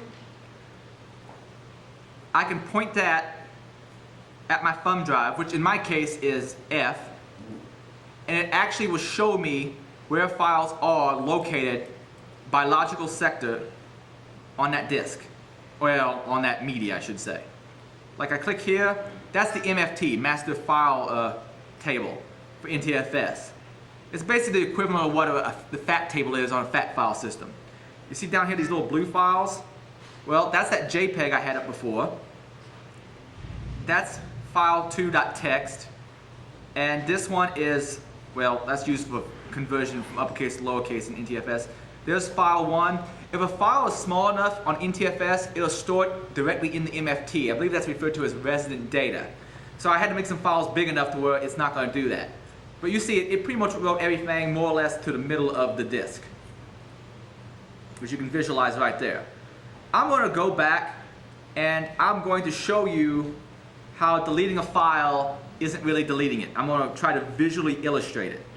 I'm going to go back to my computer, and for anybody that's following along, just right click on whichever thumb drive you have, and I'm going to say Properties, Tools, Defragment. Actually, I got a better idea. Never mind. Skip that. Go out to the command line. Do it the right way, the way God intended. Alright. Let's see his computer. Defrag F colon.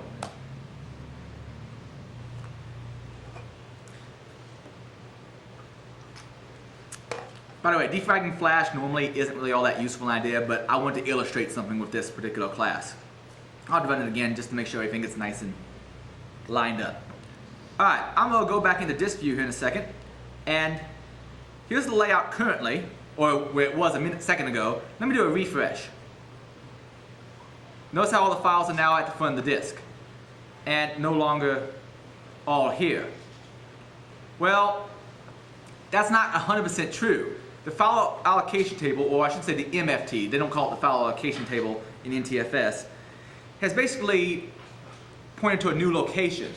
But file systems are lazy, and rightfully so. It would take time to actually delete those files off of where they were. So instead, it just copies them and then changes the pointers. If I was to go into a hex editor, I could actually go and see them, which is what we're going to do right now. Some of this may seem redundant, but I think actually illustrating it and getting a visual of what's going on can help people to understand why we do the things that we do. I'm going to go into the hex and disk editors. Well, actually, I'm going in a second. First, I'm going to go into sample data. You see I have a file called file1. All it is the word start file1 over and over and over again. At the very end, it's file1 end. The reason I did that, I needed a simple string so I could easily search my drive. Alright, how many times should file1 end appear on this file system, assuming it was completely blank before I copied it there? Just once. Just once. Well, let me go in. Actually, it'd be twice. That's correct. Actually, what? It'd be twice. He's While you're running the program, Oh, that's creating a right. file, it's automatic saving in temp file. Well, actually, that's not. You're right, but that's not exactly the reason. The reason is, remember how it was originally more in the center of the disk? Now it's in front of the disk. Well, it never overwrote the spot where it was in the center of the disk. That's right. Well, and technically, all right, this isn't a disk. But once again, this is easier to illustrate on these little flash drives than it is a big. It's leaving in the background, kind of like a Yes. ghost image. So I'm going to go into hex editors, and I've included a couple hex editors in my download. I got the demoware version of WinHex, which is a nifty little hex editor. In here you can go in, and actually you can open up RAM and hex edit it too, which is neat. Or at least look at it. I don't know if it actually live edits that. I'm going to say open disk. I can open by a logical volume name, or sorry, drive name, but instead I'm going to point directly at the media itself. That way I can see all the partitions.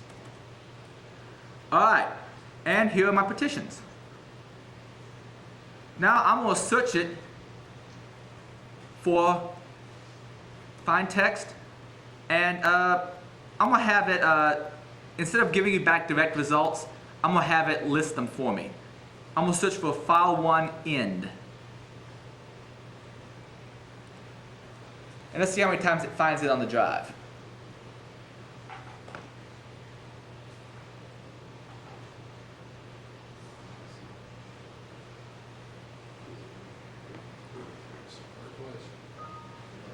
Found it 2 times.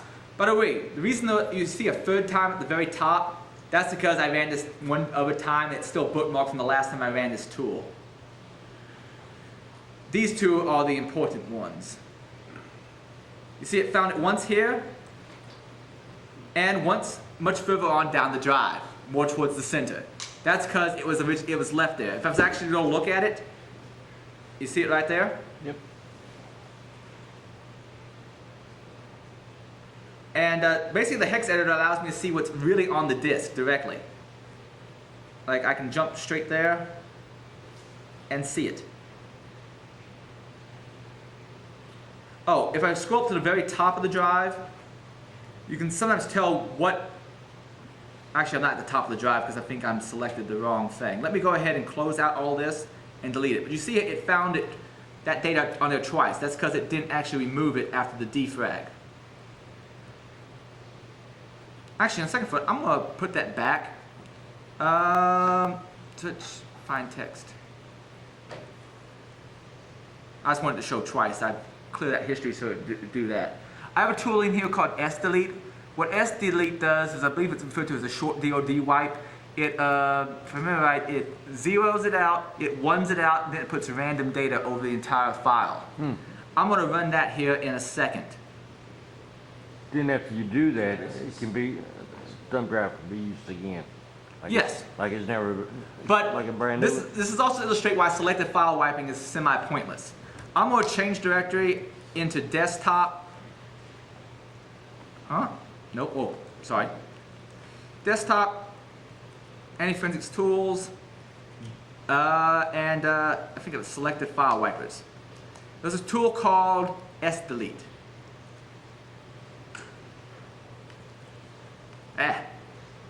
If I can type. On the F drive, there was a file, and you see it right here, I believe it is. It's called file1. And you see it currently contains the words file1, file1, file1 over and over again. Oh, another nice thing about these hex editors, if you go to the top, sometimes you can tell what they, without actually opening the file directly, the disk directly, what file system is, and even what was used to format the file system. For instance, if I make a FAT32 file system, it's going to say something like, I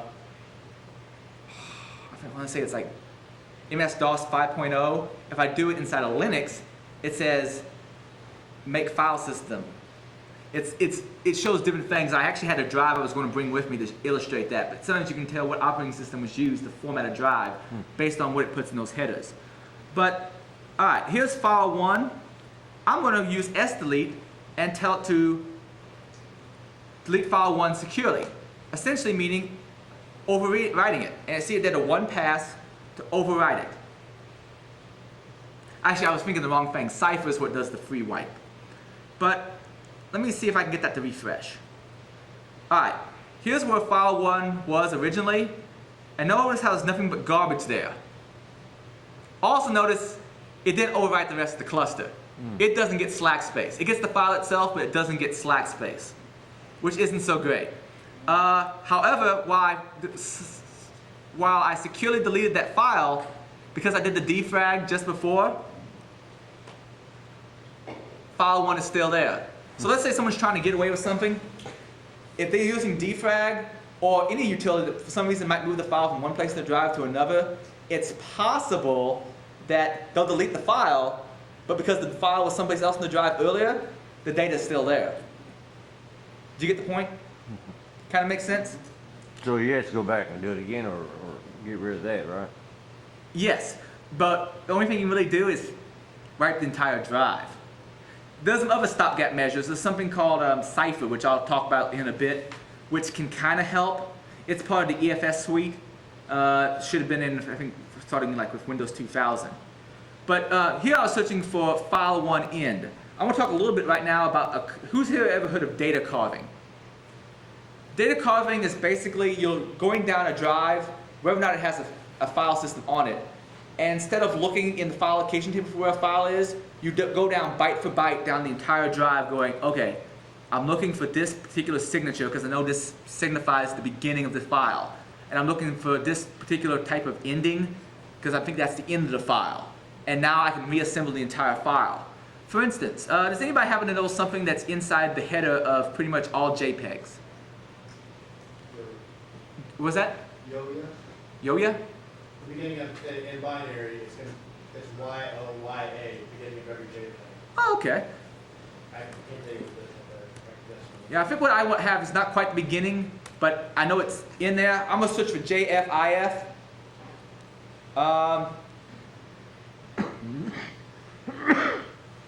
Well, first of all, let me go back to the listing of my thumb drive. How many JPEGs do I have here? I have 1, 2, 3 JPEGs. So you'd think JFIF would show up 3 times. Because of the whole system defrag thing, it actually shows up 6 times. Yeah, there you go. There you go. Here's the one you're talking about. That is the very beginning. I just have a harder time typing that than I do GFIF. How's that? But a file call, what it would do is actually go down the drive, look for those headers and footers, and extract the data. Basically, all this is here to point out between system defrags, Windows moving stuff around deliberately, and temp files. It's really hard to get away with selective file wiping.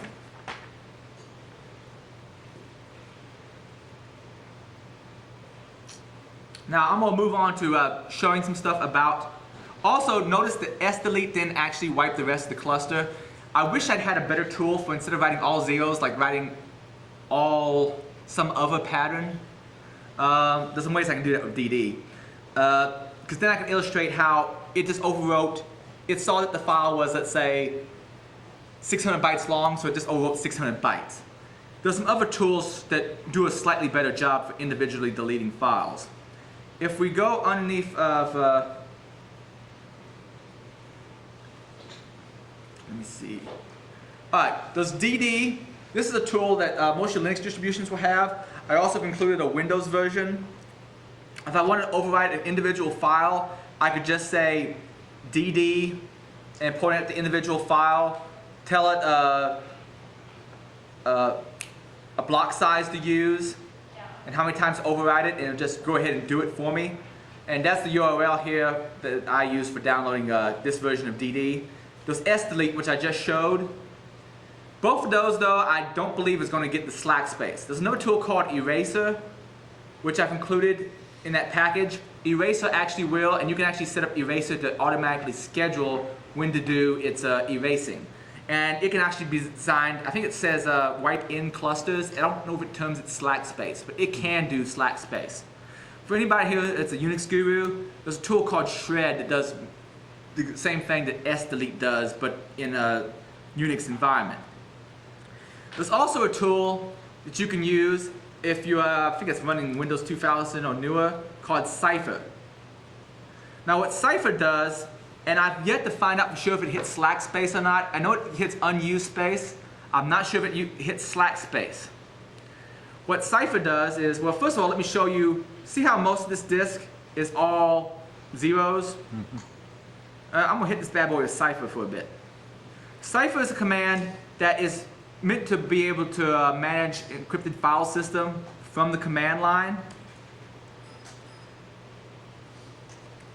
But it can do other things as well. For instance, you can tell it to wipe free space on a drive. So I'm gonna point it at F drive. I'm gonna use the /W, and assuming I didn't write that wrong, the first thing it's going through is it's looking at the entire disk and overriding it with zeros. Then it's going to override it with, I believe, all ones, which is going to represent FF in this case. And then finally, it's going to override it with random data. The way I've set things up on some of my systems is it's not as good as full hard drive encryption, but I suppose it can help. I have scheduled to automatically run at 2 a.m. every night my little defrag and cipher.bat file. What it does is it defrags the hard drive a couple of times. I know it seems silly to do it multiple times. Sometimes, I like looking at the illustration and seeing everything in the front of the disk. It's just a silly psychological thing more than anything else. And then at the end, it runs this cipher command. I do my defrags first, so I don't have that problem I just illustrated. Then I run cipher at the end. And that cipher is going to take a little while to run, but I'll bring up that in the hex editor hopefully here in a bit, just to give you an idea. And you switch back to the computer? Yeah. Cool, thank you. If you want more information on the selective file encryption, you can selectively encrypt the file using EFS, and if you have like a Windows XP Pro or anything like that, it's actually relatively simple. You actually see that? That's something that is created because of the cipher running. No. Let me try to get to my desktop. EFS is fairly simple to actually use. If I had a file here, let's say this is a blank text document, I could right click on it.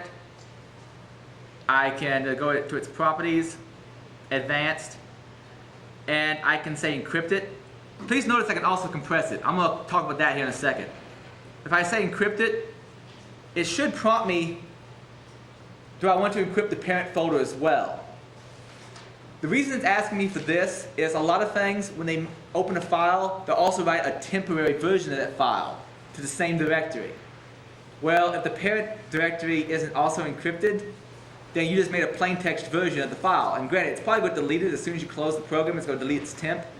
It's still there. So it offers that. But that's how easy it is to encrypt the file. The problem is it's basing that encryption on your password that you log in with. So if someone can crack your password or get it, then you're out of luck. Someone can decrypt that file. The way it works is basically your password is sort of used as the key to the, I think it's called a FEC, which is basically the actual key that encrypts the file. So your key's public key encrypts the FEC and attaches it to the file so that whenever you log in later on, your private key decrypts the FEC and unencrypts the file. By doing it this way, they can attach multiple versions of the FEC to it, like one for you and one for the administrator, so either one of you can decrypt the file. Does that make some kind of sense? But the problem with this I'm not sure for all the reasons, but I've been told EFS is kind of scoffed at by some people in the forensics community because it's apparently, depending on how they implement it, not particularly useful. For one thing, I was talking about temp files. That could be a possible problem with EFS. Not to mention, if someone copies off your salmon system file and cracks your password, that's an issue. Though I thought maybe I could bypass EFS by changing the person's password using that boot CD I showed earlier. That didn't work. And there's also a tool. Who has heard of Conboot? Conboot's neat. Conboot is basically a little bootloader you can run from a CD or a disk or even a thumb drive. You boot from it. It's Konboot. What it does is you boot from it. It modifies memory and acts as a bootloader. You point it at your Windows install, then it loads up Windows. When it does that, it automatically blanks the admin password. And you can just log straight in. That's a good way Is that like of Windows fixing. Gate? What's that? Is that like Windows Gate? Is that kind of what it does? Like what? Windows Gate? I haven't heard of that one. There's another free, I don't know, Yeah. it's got 3 different mechanisms for booting into Windows without a password. Conboot also has much the same thing though for doing it in Linux. So Conboot works like, but it works in a different way. It doesn't blank the password. It like creates a password that you have to use. But you get the you kind of get the idea. But for those reasons, people don't like EFS. Also, if you want to use EFS and you really want to make it more secure, there's something called syskey, which is an extra way of encrypting the. Since I don't know, it's like NT4 Service Pack 3. Syskeys existed. Basically, they added an extra level of encryption on the password hashes that are stored in the SAM file. But the problem is, where most people implement syskey, the syskey is still on the system. It's now in the system file. So that's why when you crack passwords with Kane off a down system, you have to copy both the system file and the SAM file to crack it. You can put the syskey on a USB drive, but a lot of people don't. And if you're going to go through all the trouble of doing that, you might as well just go ahead and use BitLocker if you're using a modern version of Windows. Also, no problem with EFS is it's implemented by Microsoft.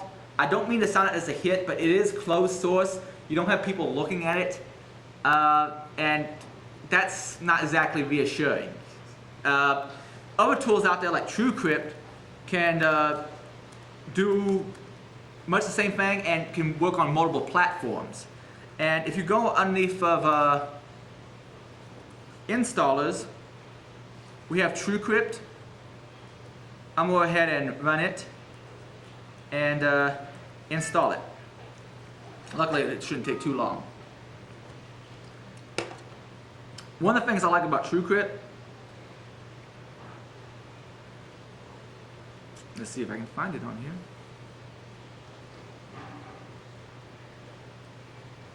There you go. One of the things I like about TrueCrypt is you can actually use it to encrypt your system partition, even if you just have Windows XP. So you don't necessarily need to go update to get BitLocker-like functionality. You'll actually encrypt your system partition and do whole hard drive encryption. Another nice thing about it is instead of using passwords, you can actually use a key file. Instead of having to type in a password to unlock your folder, what you can do is you can say, this JPEG over here, this is my key file. Use its pattern as my password. That's a nice feature. Right now, though, I'm just going to show how to create a quick volume in TrueCrypt. I'm going to, let's see, create a new volume. And I'm actually going to get somewhat more complex. I'm going to create, let's see, yes, create a encrypted file container, and I'm going to tell it to create a hidden TrueCrypt volume. And I'll explain more about that in a second. Essentially, with TrueCrypt, you can have 2 different volumes in one file. The idea is that you can have 2 different passwords. One password opens up one volume, and a different password opens up a different volume.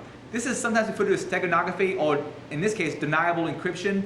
The idea is that if someone comes along and saying, we know you have this encrypted volume, give us the password, you can give them the password, and they decrypt it and say, oh, there's the stuff, and you might have tax documents or something like that. However, if they knew the other password, it would give them nuclear bomb plans. It's a way of doing that. Let me go ahead and I'm going to create a hidden volume. And the first thing I had to do before I create a hidden volume is I had to create a normal volume. I'm going to select the file, and I'm just going to I'm going to put a quick volume on the desktop. and I'm gonna call it t.tc. You don't have to use the extension TC, and actually it's better if you don't, because TC is a common name for using for TrueCrypt volumes. For obvious reasons, you don't want to do that. So right now we're creating the outer volume. This is the one we're willing to give away our password for. And we're just going to use AES encryption. There's all sorts of other ciphers, and quite frankly, I'm not a cryptography expert, so I can't tell you.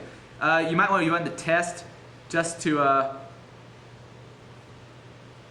me see, there's a benchmark thing to say which one is running the fastest on your particular system. Though generally speaking, it's always going to be AES. I'm just going to go with the base. AES, I'm going to tell it to make me 100 megabyte.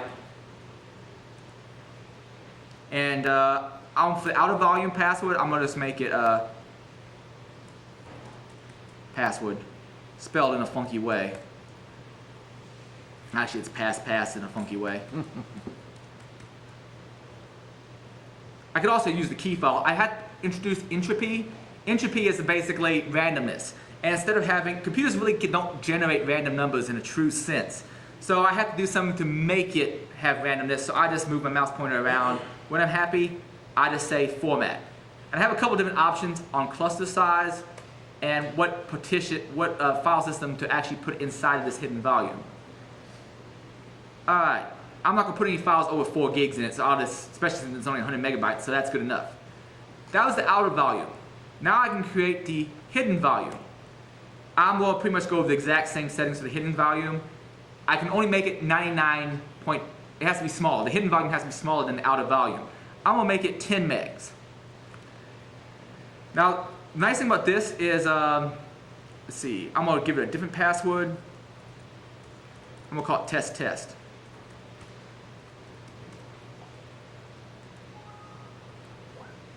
Put a little entropy in there, and format.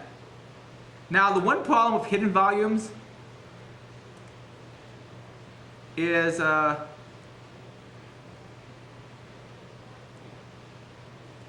is it? I think it may have just created it, and I just skipped past it totally.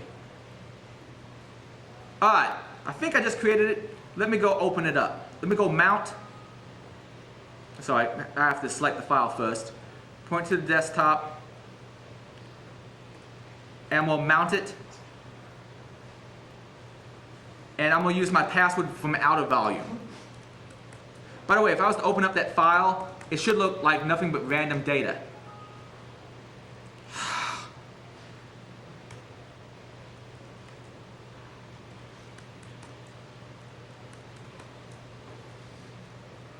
There we go. If I was to open up in a hex editor, it looks like nothing but random data. And the file size is already 100 megabytes. We have to do it that way for security reasons. We don't want someone to do some kind of statistical attack. Alright, here, right here on drive J, I can put a file. And let me actually put this little text document there. Now I'm going to go ahead and close this down. And let me see, dismount all, and I'm going to remount it, but this time I'm going to use my other password, the one from my hidden volume. And notice this time, when I open it up, that file's not there. I could have a totally different set of files in that particular hidden one. Now the problem with this is, you pretty much, if you make too much stuff in the outer volume, you're eventually going to overwrite the hidden volume. There's no way they could do it without it necessarily giving away the fact that there's a hidden volume.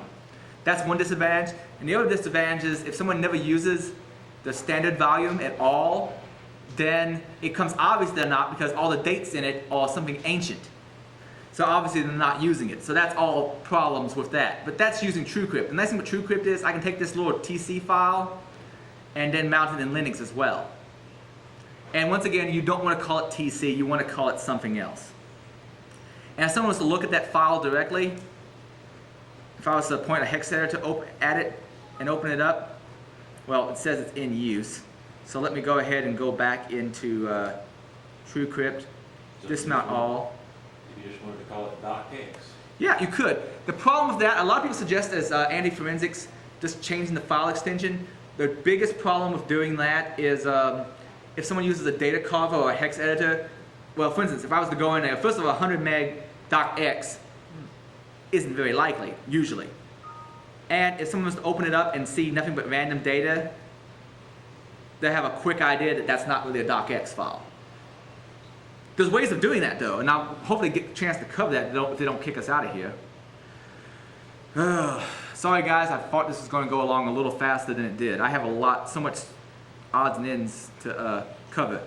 Let me go back in and I never actually closed it down. Did my cipher command finish? Yes, cipher finished. Let me go back in and go to my hex editors, WinHex. If anybody has to step out and go to the bathroom, I understand. I'm going to keep continuing though, just because we only have till 4:30. I'm going to try to cover all the material if I can. Alright, notice how I just opened up the disk again, and how instead of being mostly zeros, it's mostly random data. That's because of the cipher command I used just a bit ago. That's just to give you an idea. Now I'm going to move back to Shift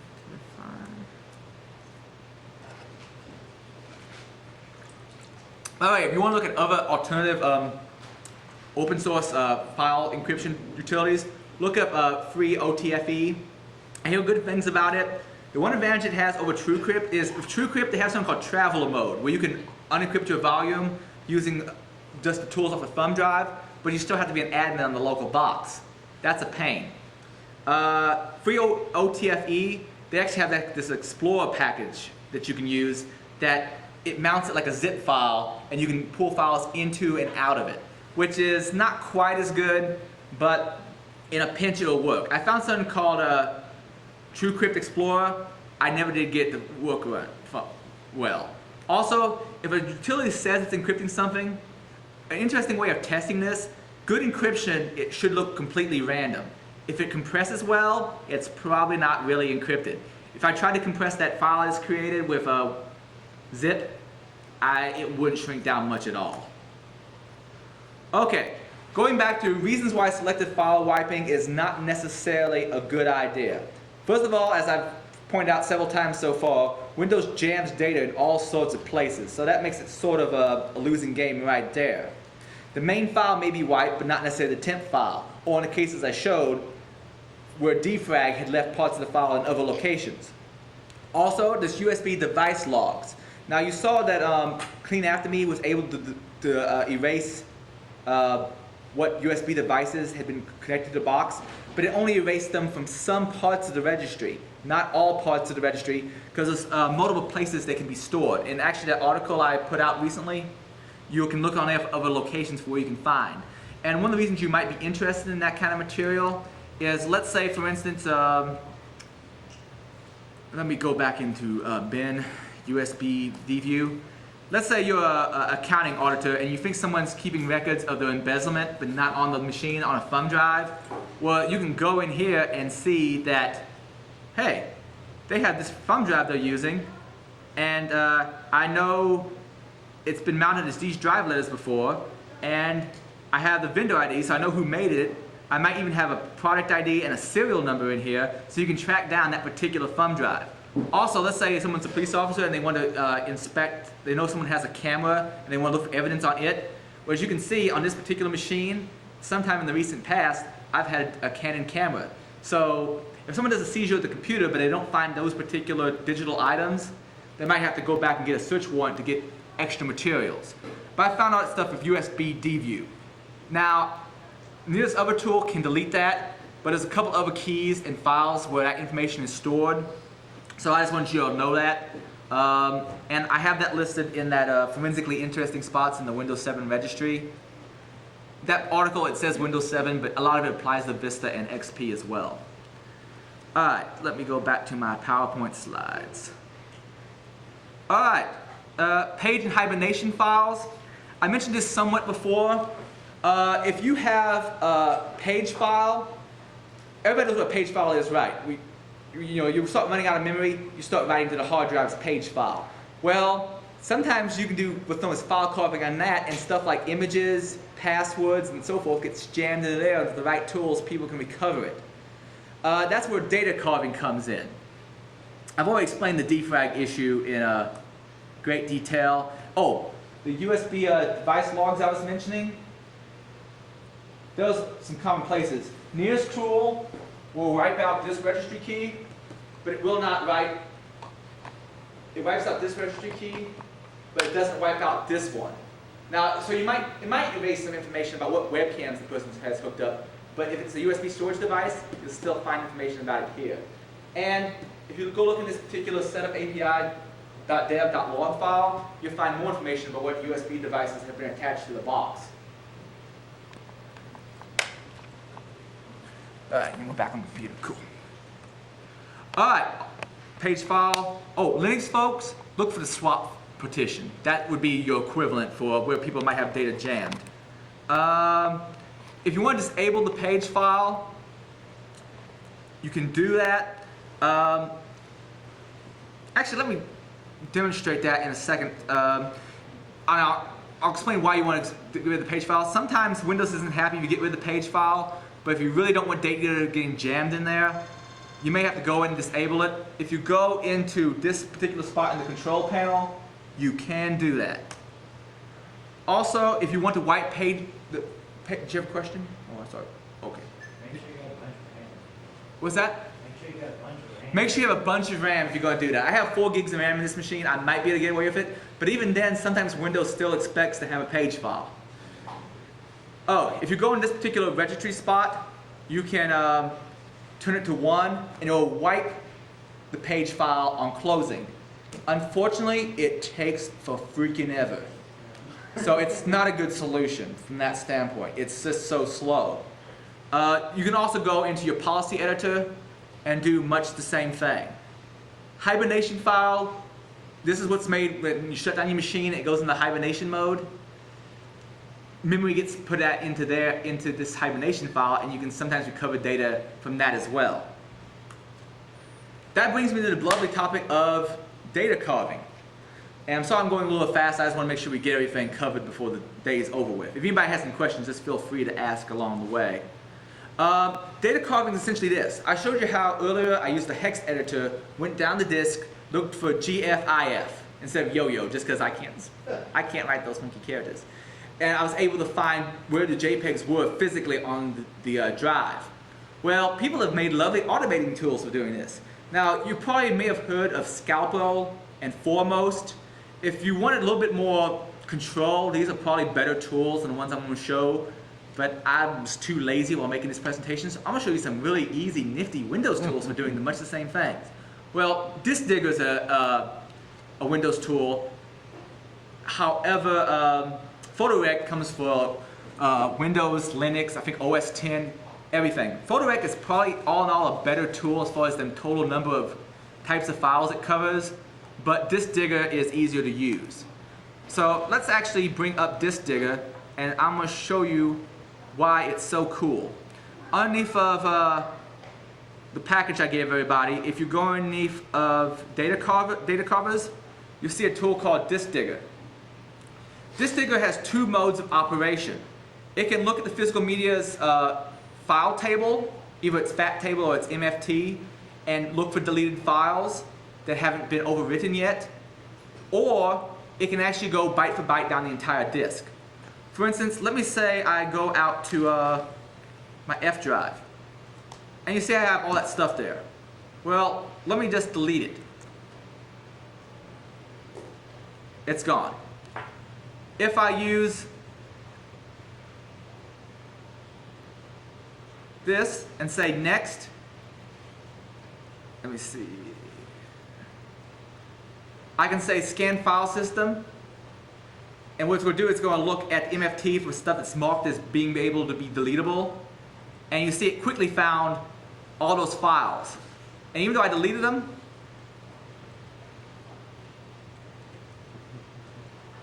for some reason it's not showing me here. I wonder if it has something to do with the cipher command I used just a bit ago. Well, let me restore the selected file. Let me see if it'll actually recover it.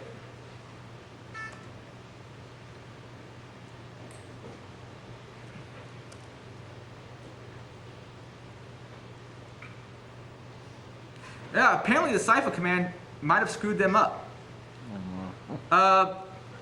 Regardless, I should have recovered it if it hadn't been deleted off the drive by actual overwriting. Let me go back. Once again, live demos can be the bane of my existence. Let me see if the data carving one does any better. Instead, I'm going to do the scan deeper, and what it actually does is it scans down the surface. I can select what file types to search for, and based on the header and footer, extract those files off the system. You still have that running, right? Right. Cool. Now, funny, you'd figure the other one would more easily be able to recover the files. I have no idea why it didn't. But you see right now, despite the fact that the F drive, in theory, has nothing on it, I was able to recover all these images and all these documents, which I just had the one. Not that I would ever do this, because this would be morally wrong, but if someone was to, like a very attractive person was to loan you the digital camera, and they thought to delete the picture off it, and she didn't really delete the picture off of it, someone could theoretically get back her vacation pictures from her time in Rio, but that would be morally wrong, and I would never do such a thing. But anyway, these kind of tools would be capable of doing that. And all it did was basically, instead of going through the hex editor like I did manually, it automated the entire process for me. I can now select this file and just save it. Another thing I can do is instead I could point it at a memory dump of some kind. Like I was mentioning before about hibernation and page file. Well, if I go over to advanced, I can browse and point it at a file. This can be either an image I acquired using FTK, or it can also be some kind of memory dump along the lines of a page file or the like. Now this is a page file I had taken off this system earlier. Let me go next. Scan surface, next, and next. And let's see what it pulls off of there. Now, this digger is more designed for pulling up just images, but these are images it found in my page file. If I had a better tool, it might find other interesting things like Word documents or so forth that could be in my page file or in my hibernation file. By the way, you can do very much the same thing with the tool PhotoRec. The reason I'm showing Disk Digger first is it's a lot easier to use. PhotoRec, on the other hand, seems a little bit more thorough. Underneath AFT, Data Carvers, Test Disk, Win, there's this little tool called PhotoRec. And it's more command line oriented. I can point it at a drive. I can say what kind of architecture I expect it to be. In this case, just plain on Intel. I can either point it at the file system directly in TFS, or I can say no partition, just scan the entire device. I can say what kind of file system I'm expecting it to be. And I can say where I want to store the pictures. Also, along the way, I'm going to store it in this folder I'm in currently. I'm going to say yes. Also, along the way, I think I skipped past it, you can say which particular file types you want to try to recover. There are certain ones, like I believe DBF files, it will try to recover, but they look so much like random data, it's hard to know if you're actually getting what you want. Yes? Well, just maybe some people may or may not be aware about it, but like the docx files or newest 07 file formats, you can use the zip. It's just a zip file. I didn't know about that till like 2 months ago. Actually, I was going to cover that in steganography. Oh. Alright, you see it recovered a bunch of files. If I go in, here's the files that recovered off my thumb drive. Another nice thing about PhotoRec is if you want to point it at a disk image, you just do it from the command line. You simply say PhotoRec space and the name of the file you want to pull from. And you can point it at your page file, you can put it at a DD image, you can point it at a hibernation file or whatnot. No big problem. Let me see, quit that. Oh, yeah, this is the part I skipped by earlier. If I go underneath options, I can go in here and set some things about, let's see, whether or not I want to let corrupted files get copied. And let's see, let me quit that one. What I want is file options. I can check off which ones it recovers. And this one, I believe, has a lot more formats it will recover than Disk Digger. 7-zip, DB files, oh, look at all the different extensions. Anyway, there's a ton of ones it recognizes by the headers and footers. If all you want to do is recover your photos that someone accidentally deleted off the flash drive, then Disk Digger is probably enough. If you want to get a little bit more in-depth, probably PhotoRec is the one you want. Like a hard drive that Windows got corrupted, you use this to Yeah, be easier to get in. and both are free. Actually, I think even PhotoRec might be open source. If you want more information on file carvers, the Forensics Wiki is pretty good. One other note I'd like to make, obviously file encryption makes these file carvers pretty much useless because, well, it's not going to have the header and footer, it's going to be random data. Also, I've noticed if you use file compression, which has pretty much existed since what? How long have you been able to compress? 25, 30 years ago. Yeah, on the operating system. If you do file compression, it makes them a lot less reliable. I believe I took just an NTFS partition, didn't encrypt it at all, just said use compression, and it came back with a lot less data when I used my file carvers on it. Okay, so what's writing where? Luckily, I don't need to cover this again. This is that processor monitor, reg from app, and process activity view I showed earlier. These tools are all useful, once again, if you're curious about how forensically sound a device, how forensically sound application is as far as leaving records. These can help you find out where it might be leaving records on a computer. Alright, that moves on to politics. Things that people do that aren't necessarily really all that directly useful.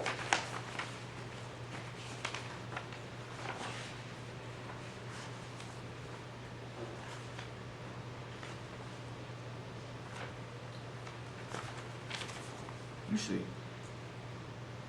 Oh, I mentioned disabling the hibernation file. Let me see, politics. Now, some of these tricks might be useful. If you go back to that Julia Mero case and you read some of the testimony given by the expert witness for the prosecution, you get the impression that, all right, in the computer security field, they talk about people called script kiddies. People that run hacking tools but don't know what the hell they're actually doing. They just fire them off and go. Unfortunately, when it comes to computer forensics, there are some people who are like this also. And actually, to some degree, I suppose I am too, because I'm kind of new to some of this. But the person who was on the prosecution side in the Julia Mero case, read the testimony sometime. It's pretty bad. They call them experts. Pretty much, it's a so-called expert. So some of these politics, for those kinds of people, this might actually work. One of the first tools I'm going to mention is timestamp. Timestamp's a little tool. One of the things that forensics analysts do is they look at a system and try to set up a timeline of this happened here, and this happened there, and then this happened later. Well, with tools like timestamp, they can totally compromise that. Let me go ahead and drop out to a command line, and I'm going to bring up a couple different things. Let me...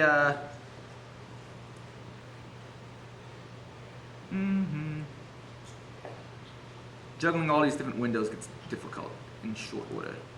Underneath bin, I should have a little program called timestamp. Alright. What timestamp does is, well, multiple things. One thing it would do, the -V option, and let's see, ***, I think it is. Am I doing this wrong?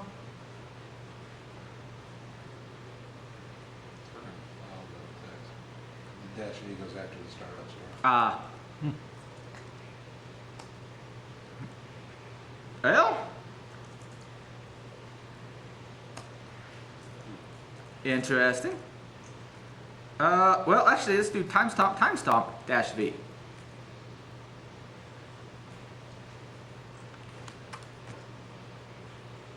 Oh, no spare. That one worked. For some reason, it didn't let me do the ***. But it shows me when it was last modified, when it was last accessed, when it was last created, and when was the MFT entry modified. By the way, the whole access thing, you may notice in Windows XP, every time you click on a file pretty much, it updated the access time. Well, there was a registry key for turning that off. In Windows Vista and newer, it's automatically turned off. It doesn't automatically update that. They did that for speed reasons. But you see this particular file was originally modified 8/19/2009. And you notice it was last accessed in 2010. That's because I've been messing with it. I could do much the same thing with, well, let's look at some other file here. You notice all these files have been modified on 8/19/2009. That was the last time I updated them on the system. Well, let's use timestamp to mess with them a little bit. And in the slide I showed just a second ago, and if you have it up on your computers, you still see it, I list a couple of different options for screwing around with them. One of them is you can set a time on any particular file. I'm going to choose, let's see, well, let's use the USB-D view. USB, and I can set it to just change the modified time or just change last access time, or I can use the -Z to do them all. And at that point, I can also say what particular time I want to set it for. I put in a day, and it makes me put in a day. It doesn't actually have to be the day that the event's truly happening. Like for instance, if Sunday really doesn't fall on that particular day, it doesn't care. You can do it anyway. And I'm going to set it to 2099. Let's see if this works if I didn't screw up the syntax. Oh, and I got to put a time in, unfortunately. 0, 2300. 0. I hate it when it does that. Yeah, but they're put PM, not. Oh, I think I see it. This is the reason I wrote the commands down. Unfortunately, the PM is behind my penguin on the slide I have here in front of me. Alright, now notice that this thing is set right here, last modified 2099. And if I go to its properties, you see all of its dates to 2099. Oh, no. Another feature that they have here is something they refer to as the Craig option.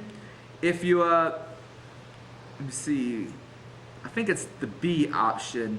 If you, it used to be the in case had a problem with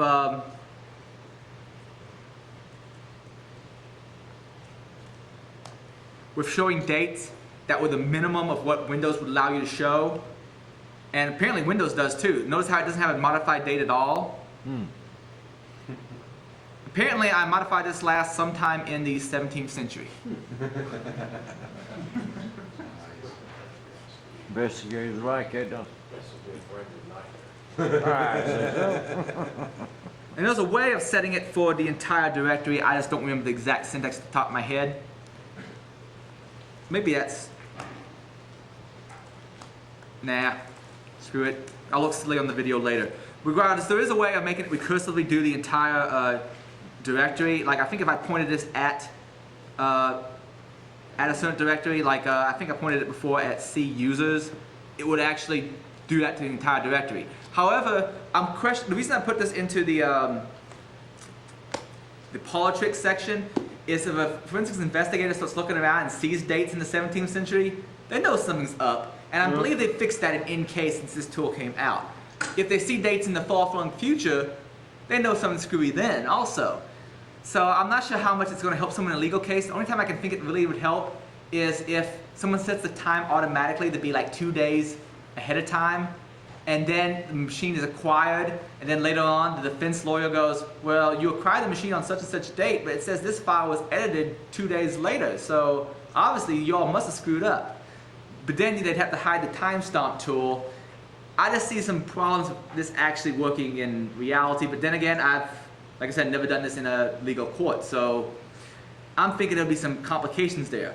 By the way, unfortunately, you can do the Craig option to an entire directory, but if you want to choose an arbitrary date, you can't. But if you use the for command from the command line, like you see at the very bottom here, you can set any arbitrary dates you want on all the files in that directory. Basically, though, I have to throw it into the for command to make it work. Oh, the -R command does it recursively. That's what I was missing before. I've only played with timestamp just a little bit. Oh, by the way, this is timestamp is part of the Metasploit anti-forensics package. They also have a few other tools like Slacker. Slacker will hide stuff in Slack space. The reason I'm not covering it is I'm just not sure how useful it is, and if a tool is, how about this way, if it's less secure than the whole drive encryption and harder to use, I don't see a point in covering it. Because why would you want to go about using that? That's true. Another thing people talk about all the time is alternative data streams. This is something that was implemented since, oh great, it's been in Windows since I think Windows NT 3 something or other. Essentially it was put in there as a resource fork. Some file systems like the ones on OS on Macs actually have extra information hidden behind the file in resource forks. Well, you can do the same thing in alternative data streams in Windows. Have you ever copied a file and said, if you copy this file, you're going to lose Macintosh volume information? That's because of alternative data streams. And alternative data streams are actually fairly easy to play around with and hide stuff. If, for instance, I'm going to try to use this example right here. If I go underneath my sample data,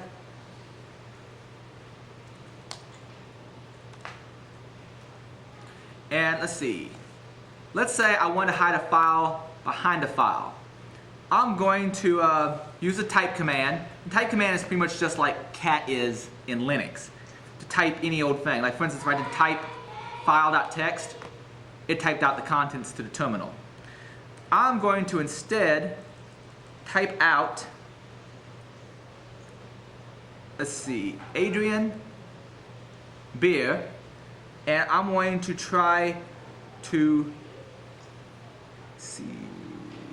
I think I may have screwed up my slide. I think I left something out that I was supposed to put in there. I don't have the arrow in there. I'm going to hide it behind, if I can,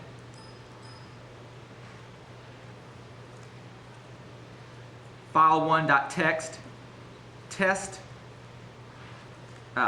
test, and let's see if it worked. All right, now if I wanted to open that up later on, oh, if I go back in and do a directory, dash B. Oh, that's not what I want at all. You'll notice that file1 didn't change in file size, though I didn't show you what it was before. Trust me, it didn't change in file size.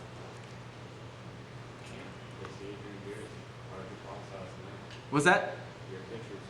Yeah, that's even better way of illustrating it. This is the first time I've presented this particular talk, and unfortunately, all my talks I pretty much present one time. I would assume I would do a little better with them, given enough time. But there, I just opened it up from behind the other file, and I've hidden it, and you don't see it. Well, you see it because I just copied it from one place to another. But essentially, that file is hidden behind another file. Another cool thing you can do with this, if I was to do a data carve, I could still possibly find it. But since it doesn't begin at the beginning of a sector necessarily, it may not easily come up in a data carve. Another cool thing I've done in the past is I've taken an alternative data stream and stuck a TrueCrypt volume inside of it. That gets a lot sneakier. But I have a whole article out there at this location if you want to play around alternative data streams. And I talk more about Linux, naughty Linux girls in trouble on that particular article as well. Well worth the read, I suppose, just for that. And like I said, when I use alternative data streams, file carving has been hit or miss with me. If you want to go looking for alternative data streams, inside of bin, I included a tool called Alternative Data Stream View. Let's see, I'm going to point this at desktop, AFT, and selective, no, where did I put it? Sample data, scan. There's other tools out there. You see it found a few things. For instance, it found that little test alternative data stream. It doesn't tell me what it is, but I now know it's there and I can go look at it. Another thing you might notice, you notice how some files, when you open them up, it says, this has been downloaded from the internet. Are you really sure you want to run it? Yeah, I hate that. Well, the reason it's there is, starting at a certain time, Windows started tacking on an alternative data stream, zone identifier, to say that that's what it is. So Windows actually does use alternative data streams for some of the OS functionality nowadays. But you see that right here. That's what that zone identifier bit is. Well, it is. I mean, I spent 20 minutes downloading and then turn around and ask me if I want to do it. Yeah.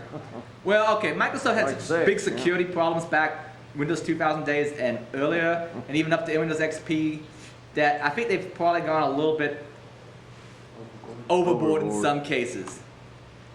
All right, that moves us on to steganography. Some people put steganography, I define steganography as hiding stuff in stuff so people can't find your stuff. There's all sorts of ways of doing steganography. Some people equate it to encryption, but encryption is more like you have a big blob of random text someplace, someone knows it's encrypted. You see a big, 10 gig file of nothing but random data, it's an encrypted value. There isn't much else that thing can be. Steganography, though, is meant to hide stuff in plain sight. You see that there's a file there, but you don't know how to get the data you want out of it. You shouldn't even know that the data you want's in there. There's several different ways this can be done. One quick and dirty way is a zip file. Zip files, I'm actually show this because we're running low on time. Try this command at home sometime though. And depending on what your unzip utility is, it may or may not work. You copy the -B there, says go into binary mode. This copies this image in JPEG plus putty.zip or whatever zip file you have together and save it out as test1.jpg. The important stuff in the JPG is in the front of it. The important stuff in the zip file is in the back of it. If you do this, you can sometimes get a JPEG that will work just fine when people double click on it. But if you try opening it up in 7-zip, you'll see it as a zip file and you'll still be able to open the archive, which is pretty nifty. But test that at home sometime. Some zip utilities will work, some will not. Another thing you can do is insertion. How many people here, and you were talking about this a second ago, how many people here know that docx's are essentially zip files? Let me show you this. I think this is nifty. Alright, I'm gonna change my directories. Let's go up into this and where are we at? Sample data. Here we go. Well, that's a little docx. It's a little hard for me to operate with it as it is, so I'm gonna rename it with a zip extension on it, just so it's easier for me to deal with. Alright, now I have a zip file. I open it up. I have a bunch of XML. Now, let's say I want to put something in there. I can do that. Let me go back to here and let me go to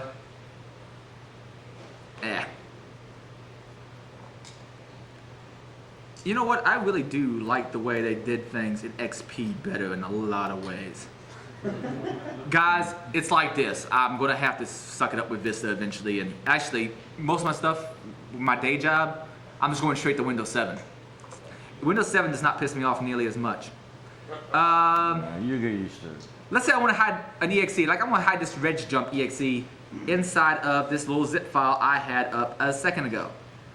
Alright, I can go ahead and put it in there. If I can get them both somewhat side by side so I can drag. And there, it's in there. The problem with me just jumping it in there is that it's going to say it's a corrupted Word doc as soon as I try to open it. So I'm going to copy this out. This little contents type XML has all this information about the other XML files and other files that are in there. What I want to do is I want to go in and tack something else on there. So I'm going to take and copy one of these overrides. And let me see, I believe that one will work. I'm just going to copy it so I have an extra one. And I'm going to go ahead and let's see, what was the directory name? What was the exact name of the program I put in there? regjump.exe. Okay.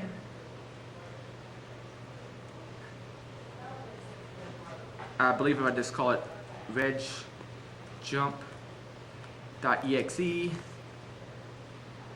and save that out, then put this little contents type XML file back in, copy and replace.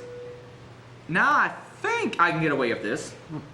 I've done it before in testing, but once again, live demos are the bane of my freaking existence. It also helps if I had more screen real estate. The video capture doesn't work if I have this thing at a higher resolution, unfortunately. Okay, by the way, is it still recording? Yes. Oh, thank you. Alright, let's put it back to docx. Now let's see if I can open it or not, if it will complain. It didn't complain about corruption, but if I try to open it back up, let's say I open it up in, let's open it up in Win 7. There it is. Now the one problem with that is if I do any changes in Word and save it out, it gets rid of the zip file. But another nice thing with this is I can send somebody contraband inside of a facility because they'll accept docx's past any kind of filtering firewall, but not necessarily EXEs. Now I can't make the EXE execute, but if my point is just to get data in and out, it works. Another thing is additive type of stenography. Least significant bit. Alright, when you take a JPEG, so certain types of media, that it doesn't matter if you are just slightly off one way or the other. For instance, some people are audiophiles that think they can hear the difference between gold-plated stereo wire and the coat hanger. Usually they really can't, they're full of it. But let's say you have an image. Could you really tell a difference in an image between that red and that red unless they were just side by side? Or let's say the shades are even closer together. The way it works in least significant bit is they modify the very end, the very least significant bit of the binary data to tack on some extra information. I have a tool inside of, in here someplace, I believe I put it inside a bin, called Vecna. Anybody ever play D&D when they were a kid? Anybody play it when they were an adult? What's the name of it? Dungeons and Dragons. I believe they pulled the name Vecna from that. What Vecna allows you to do is encode a message inside of something else. I can, for instance, I can choose something off of my desktop. Let's see. Adrian, where did I put my stuff? Let's go into sample data. Let's take Louisville InfoSec, because I'm proud of that picture, and let me hide in the picture of me drinking beer behind it. Actually, I kind of thought someone who might be interviewing me for a job later on was going to be at today's presentation, so maybe it's kind of good, all things considered, that she's not. Anyway. Alright, let me hide the beer one right behind that one. Sample data. Into a passphrase. I'm just going to use test because I don't really care. And image is too small. Let me go with something bigger. Reset. Encode a message. I think this is the base message I have to use. Let me see. AFT. Select sample data. And let's see, open file. Well, I know my diploma with PNG is awfully big. I think this is the select image to hide, or it might be inverse. I'm not 100% sure. Sample data, Adrian Beer. Alright, I think it's the reverse. Alright, encode a message. I'm going ahead and point it instead. First one to be Adrian Beer, that's the one I want to hide. I'm going to select the image to hide it inside of. I'm going to point that one at my diploma test. And if that all works, it outputs a file called cdiploma.png. And if I was to go look at that file, all it is let's see. It looks exactly the same. Yeah. In reality, it's probably manipulated the colors just ever so bit on the least significant bit where you can't tell that there's a difference. It's like a $20 bill. Put a $20 bill and then you crown them up when they're the same. Something along those lines, I guess. Yeah. Yeah. But I can point it back at that and do the exact thing in opposite, like decode a message, point it at AFT, sample data, cdiploma.png, and let's see, decode that image. target file, and let's put it on my desktop. Test dot, I don't know what's going to pull it out as. I'm going to say JPG, but it may not be a JPG that pulls back out. And I put in the key I used to create it, and it just hopefully on the desktop recovered that image. There's other ways of doing stenography, but that is a couple popular ways. The nice thing about least significant bit ones, if it's done properly, is it doesn't increase the file size. The other ones I showed, it would increase the file size, which is going to be ultimately a dead giveaway that something is up. There's also tools out there. Oh, another thing I've mentioned, I'm not going to demonstrate for time's sake, is I always thought about most of the tools out there write with either all zeros, all ones, or random data. I'm crueler than that. I want to write with something selective. So I thought about, what if I could write my entire drive with lemon party? Who here knows what lemon party is? Do yourselves a favor, don't ever Google it. Anyway, let's say I take some really disturbing image that no one would want to see. All right, who here knows what goatsy is? Do you all spend no time on the internet whatsoever? We know what it is, it's on your website. Alright. Those are the kind of images someone could write down the entire drive in a pattern. Then when someone does a forensic wipe later on, or a forensics recovery later on using data covers, they get nothing but the same image a billion times. I came up with a couple ways of possibly doing it. These are not 100% effective. One is to use this script in DD and use this command. Essentially, it just repeats this pattern over and over again and writes it to the drive. Another way of doing it is basically just create a really large file with nothing but that pattern in it on the same drive. And I've created a couple scripts for doing that, and I've just tentatively called it lemon wipe. I'm trying to figure out a better way of doing it. This command actually on the left-hand side has some legitimate uses. If you're trying to test out how forensically sound your methods are, it might be useful to know what data was written to the drive when it was in a fairly pristine condition. You could use this to write like file 1 over and over and over and over again. That can be handy to see what, if something's wiping slack space or not, because you'll know what pattern's in it. A lot of different things zero out the drive, but very few things are going to put whatever pattern you choose. So this set of commands can be useful for that.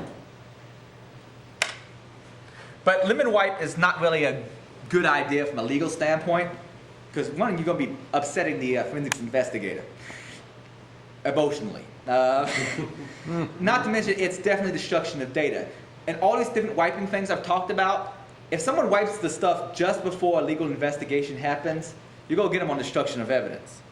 Okay, so now if they're doing it every week at a certain time, and that's the only time it does it, it's more defensible, and preferably they should have it written in policy that they do it, if it's like a company. That goes back into the whole topic of data retention. So that, from that standpoint, it's a bad idea.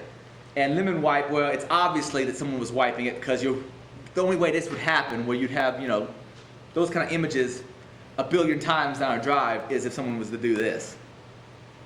Oh, another neat little trick someone can do, and I didn't bring my drives with me, is, I don't know how many of you noticed, but if Linux, if you open up a thumb drive, you can add more than one partition on it and make it look like multiple drives.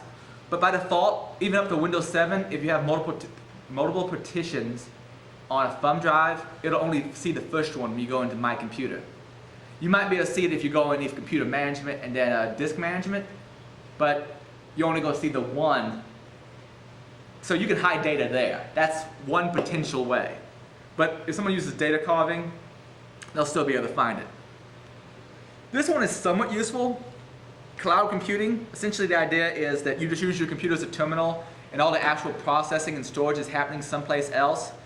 Obviously, if the data that someone's looking for is not on the computer itself, then they can't recover it. That's a huge advantage. There's a few problems with it, however. Let's say I use Google Docs. Google's probably fairly likely to roll over on somebody if someone requests the data, especially law enforcement. Also, since it's on someone else's servers, it probably has a lot less protection underneath the Fourth Amendment. As far as search and seizure, it's probably a lot easier to get Google to say, give me this person's docs, than it is to get a judge to say, allow us to go to this person's home, grab their computer, and copy all this stuff off of it. So if someone wants to try the whole cloud computing technique, they're probably best off trying to find servers that exist outside of the reach of U.S. law enforcement. Some countries it doesn't necessarily work well with us. Another thing that some people have suggested is attacking the forensic software. Once again, I'm going to write this up as a bad idea. If a forensic investigator is trying to look at a system, pissing them off is probably the last thing a defendant ever wants to do. So I have an article I wrote on different ways of doing cross-site scripting attacks that don't involve submitting stuff to a web form. Essentially, I think SleuthKit in the past, which is a common open source forensics tool, in the past has had problems with not properly sanitizing input, and you'll be able to do a cross-site scripting attack where you can get your own JavaScript to run in the browser when they look at evidence. And I covered that a little bit there. There was a group of people from ISSA partners that at DEF CON 15 gave a presentation on a SleuthKit and InCase and various vulnerabilities they found in them. A lot of them were not direct vulnerabilities as in they were able to exploit them, but they were memory corruption errors, which ultimately, if you can figure out how to manipulate it right, maybe they didn't try hard enough, but it points in the area that, yeah, they had some problems. Though that was a few years ago. Hopefully they fixed it. Go out to DEF CON's site and you can actually download the video of it. Another way people have been known to attack security systems, forensic systems, is what's known as a zip bomb. At that URL, I put up a link to something called 42.zip. What it is it's a zip file with like 16 folders in it. And inside each one of those folders is like 16 photos. Inside of each one of those photos is 16 photos. And when you get down to a certain level, each one has a zipped up file that is like 4.5 or 4.3 gigabytes. And they can be able to compress it down that much because the file just contains nothing but zeros or nothing but ones, something that's easy to compress because it's all standard data. But when you extract it all, it takes up 4.5 petabytes. How many people got that on the hard drive? That's another way people have been known to attack. But once again, all these would be bad ideas. Oh, by the way, I want to say once again, I'm not advocating these kind of illegal activities or anything. I just find it interesting the games people play against each other. Between forensics and anti-forensics. Department of Justice and the DOT got it. Well, we just reported about 3 or 4 weeks ago, but it happened about 2 months ago. Korea, our friends in Korea, North Korea, did it to us. They passed all the filters and all that and still got us. Yeah. With the zip bomb? Yep. Zip bomb? Yep. Huh. Sure, that's okay. I'll have to send me a link later. I'll be interested in reading up on that. But anyway, 2 comments on that. If an examiner sees data attacking him, they know something's up. So why someone was actually trying to cover the tracks would do this, that's just silly because like, all right, the data is attacking me. Obviously, this person's up to no good. And second of all, it's not really a good idea to piss someone off who's seeking legal action against you. All right. Also, another thing people suggest all the time is thermite. Like people talk about, I frequent various hacker forums, and by the way, hacker is neither good nor bad. It depends on who's using the term. It means different things to different people. But a lot of times you also have a lot of teenagers on various hacking forums, and someone's saying, well, you know, I just hook up thermite above my hard drive, and if someone broke in, I just flip a switch and burn it down. Well, first of all, this is a bad idea. First of all, just know, destruction of evidence charges, definitely. Fire hazard, huge. Not to mention various charges. I'm not sure, is thermite legal depending on what you're doing? If you have to have I don't think you can get legal.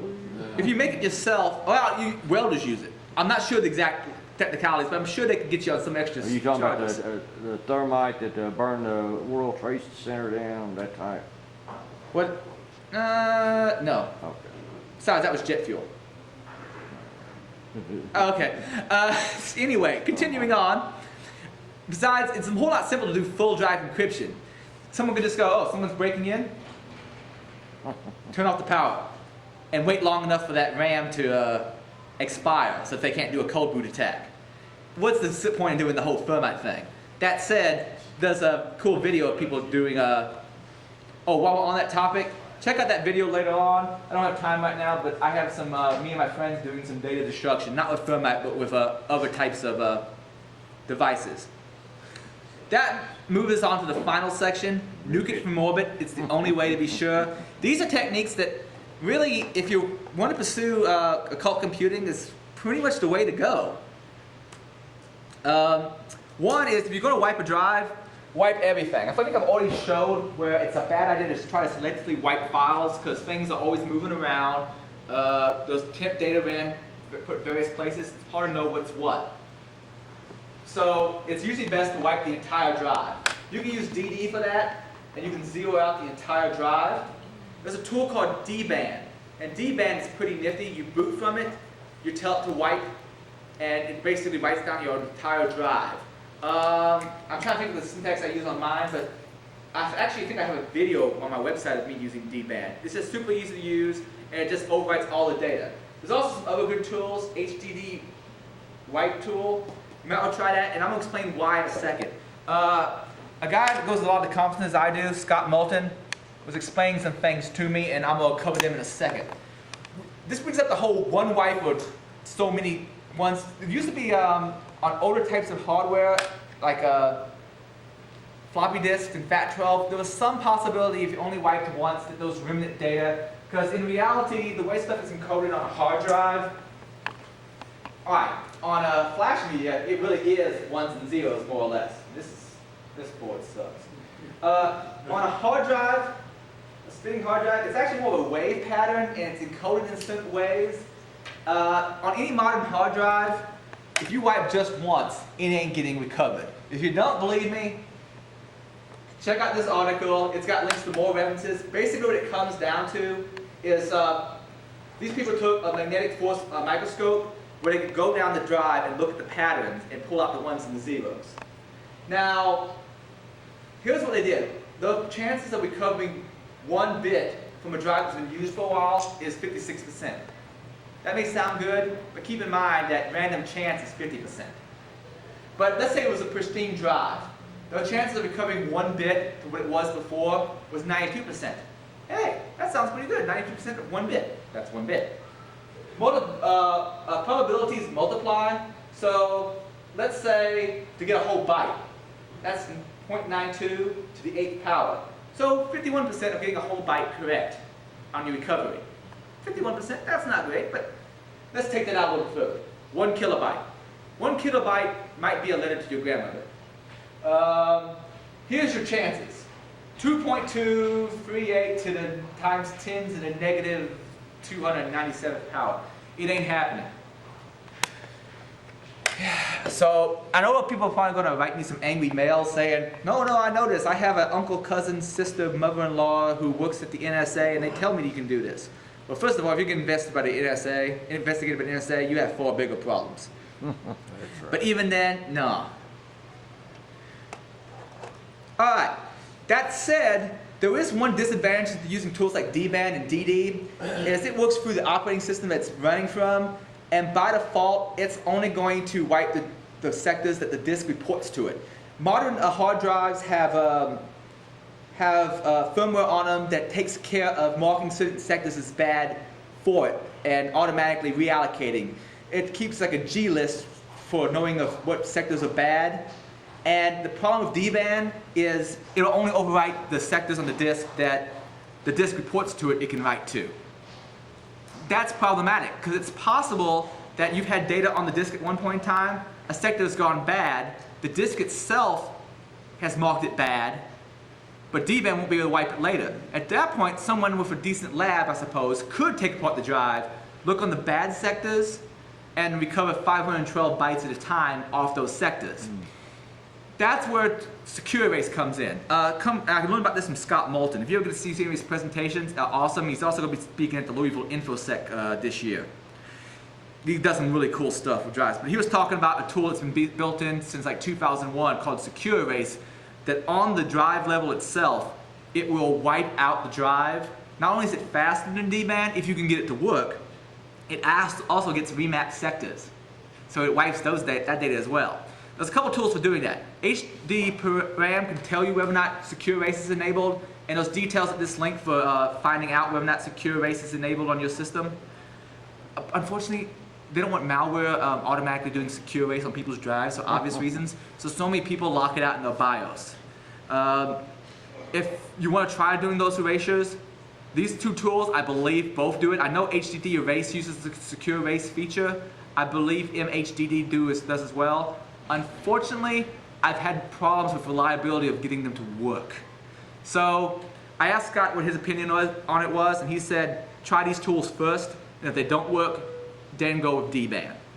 But after DBAN wipes it, even if someone can take apart the drive and look at the sectors, you really have to have someone more.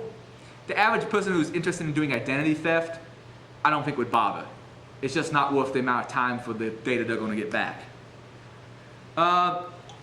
Full drive encryption. There's a couple good tools for doing that. One is BitLocker, which has gotten so much easier in Windows 7. I wish I could demonstrate it, but switching over to this one laptop, after class, if they don't kick us out of here, I'd be glad to show it to people. BitLocker is not too bad. There's some security concerns, but it's built into Windows Vista and newer. Windows Vista, it was kind of a pain in the butt because you had to partition everything ahead of time. Now they made some tools they released on Microsoft's website to allow you to set aside a little partition, and that partition acts as sort of a first partition that the operating system loads from to be able to decrypt the drive, then load the rest of the operating system from the drive. I don't think I'm using the right terminology there, but regardless, you needed a special partition to start off the whole BitLocker process. In Windows 7, if you didn't create that at startup, it'll create it for you, which is nice. The one problem with Windows 7, if you don't have a TPM module, trusted platform module in your system, you have to go in to GPEdit and make this particular tweak. Then you can still use it, but the only way you can use it is with the USB key. And here's the modes of operation for BitLocker. TPM only mode, it stores the key in the trusted platform module. TPM plus PIN plus USB key, that's the best option of all. Basically, you need that physical USB key token to decrypt the hard drive, and you need a PIN you type in, or TPM and USB key. The reason I don't like this as much as the one above is, once again, from a legal standpoint, it's easier for people to demand a physical object than it is something that is in the mind. So even that, it gets legally questionable. Go back and read that Podge case I mentioned earlier. And then finally, if you don't have a TPM module at all, the only thing you do is from a USB key, but it's a possibility. Another nice thing they built into Windows 7 is something called BitLocker to Go. BitLocker to Go is pretty nifty.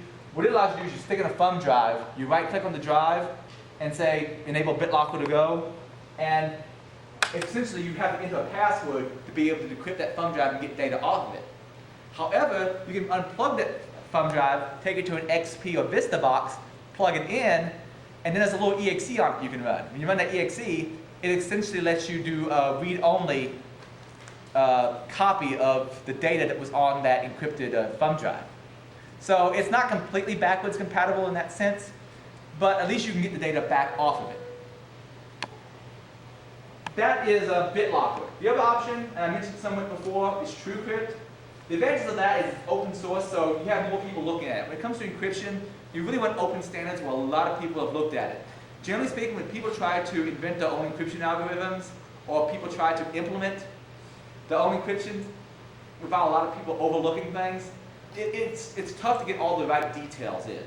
Another advantage of TrueCrypt is it uses XPS as opposed to CBC, and I'm trying to remember what CBC stands for. Cycloblock chaining, yes. Apparently this is better than this, which I've read in multiple places, but I am not a professional cryptographer. You're going to have to talk to someone who knows the math much better than I do to get this to explain to you. But I have it on pretty good standing that that is better than that. Also, this will work in XP, which is nice. And you have more cipher options. With BitLocker, I believe it's just using AES. You have several other options with TrueCrypt.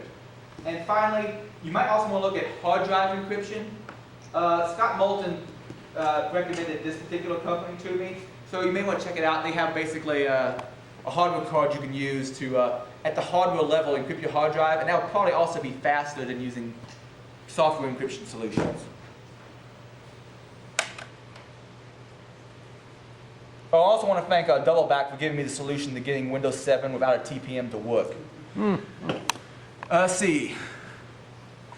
Another option I had in mind, but I haven't had enough chance to test it to make sure it's forensically, well, or anti-forensically sound, is to try running a VM, a virtual machine, like a VMware player, out of an encrypted TrueCrypt volume.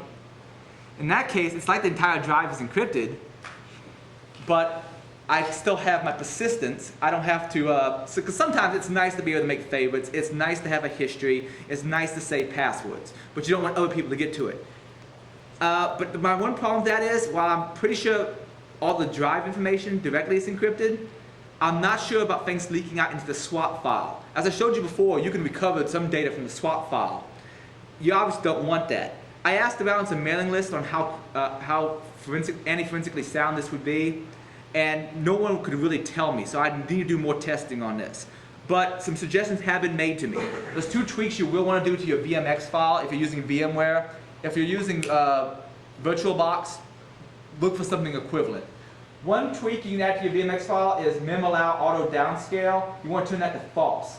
A guy named Nicholas on the paul.com mailing list told me about this one. Essentially, with VMX, we have a picture of VMware. There's ways in which it can give memory back to the host operating system. Well, if it gives memory back to the host operating system and that piece of memory used to belong to the virtual machine, there's a possibility it'll get swapped out to the swap file. You don't want that. So enable that to false. And all this one does is it turns off, by default, at least a VMware player, it writes out all the main memory to a file on the local disk. Now granted, if you're running it from an encrypted volume, this isn't a big problem, but you gotta remember, reading an encrypted volume in theory is going to be slower than from a non-encrypted volume. So by doing this, you cause it to do less writes in encrypted volume and makes things faster. I had to use this tweak when I use my netbook, because my netbook has a flash-based drive and it's a lot slower, at least for continuous access. Without doing this, it was just too slow to run. So those are 2 tweaks you might want to look into if you decide to try to run a VM from an encrypted volume. But I still need to do some more testing. Oh, other useful tools you might want to know about: DEFT Linux, which I've used throughout here, FTK Imager, and WinHex. WinHex is that hex editor I've been using most of the time. Oh, one thing I do want to show in FTK real quick. Underneath DEFT Linux, or DEFT Extra, I have that tool. It's really neat because there's several things you can do with it. FTK Imager, bringing it up, I can add an evidence item, either a physical drive or a logical drive. Physical drive is actually at the device level, so I can get all the partitions on it, not just C drive, but C drive and all the other partitions that were on that same physical drive. I put it some drive. It'll actually parse out the file system.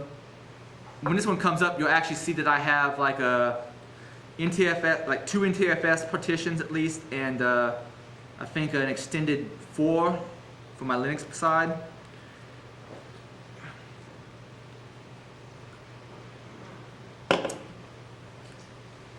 But I can go into partition, and I'm trying to remember which one's my NTFS one. This is my NTFS one. And I was mentioning something about copying off this Slack file or copying off locked files. If I was to try to do it just now, it wouldn't work because it was locked. If I was trying to just use my operating system to do it, I could either boot from a CD and try to copy off my page file, or I can do this. I can go find my page file, in this case, pagefile.sys, right click on it, and say export file. Point it someplace, and there I have it. Same thing goes for SAM and system files and registry hives. If you just want to copy those off a system, you can attain protected files and point to where you want to place them, and it'll grab the SAM and system off of running SAM and system hives and other registry hives right off of running system. The reason you want to grab both of those, if you're going to crack people's Windows passwords offline, you need both the SAM and system. The SAM because it actually has the hashes, and system because it has the sys key in it. Unless, of course, they've configured sys key to require a USB device. Let's see. And back here. Okay. that brings me to one of my final topics. How do you know someone has been running anti-forensic software on your computer? Well, there's no 100% it. Let's say you're an investigator and you want to know. I'm interested in helping both sides here because I'm just kind of curious about the whole interplay of how people do this to get around this, and these people get around this by doing the opposite. The interplay between the two sides I find fascinating. There's no 100% positive way to know someone's running anti-forensics tools. People used to say you see the entire drive wiped out with zeros, you know, but unfortunately, they could be just formatted their drive with Vista or newer, because Vista does that now. Or, and I learned this from one of Scott Moulton's talks, apparently some of the internal flash solid state drives will automatically zero data that's not used during part of the garbage collection cycle. I didn't know about that. I believe he has a video on it you might want to check out, but apparently by themselves, some solid state drives will automatically do that. Some tools leave behind records that they were ran. For instance, I was trying to show this in S-Delete earlier, and for some reason it wasn't working for me, but this particular registry key, all the sysinternal tools pretty much access a registry key similar to this to say whether or not you've accepted the end-user license agreement. Well, if you go to someone's registry and you see this, you know they've been running S-Delete on the system.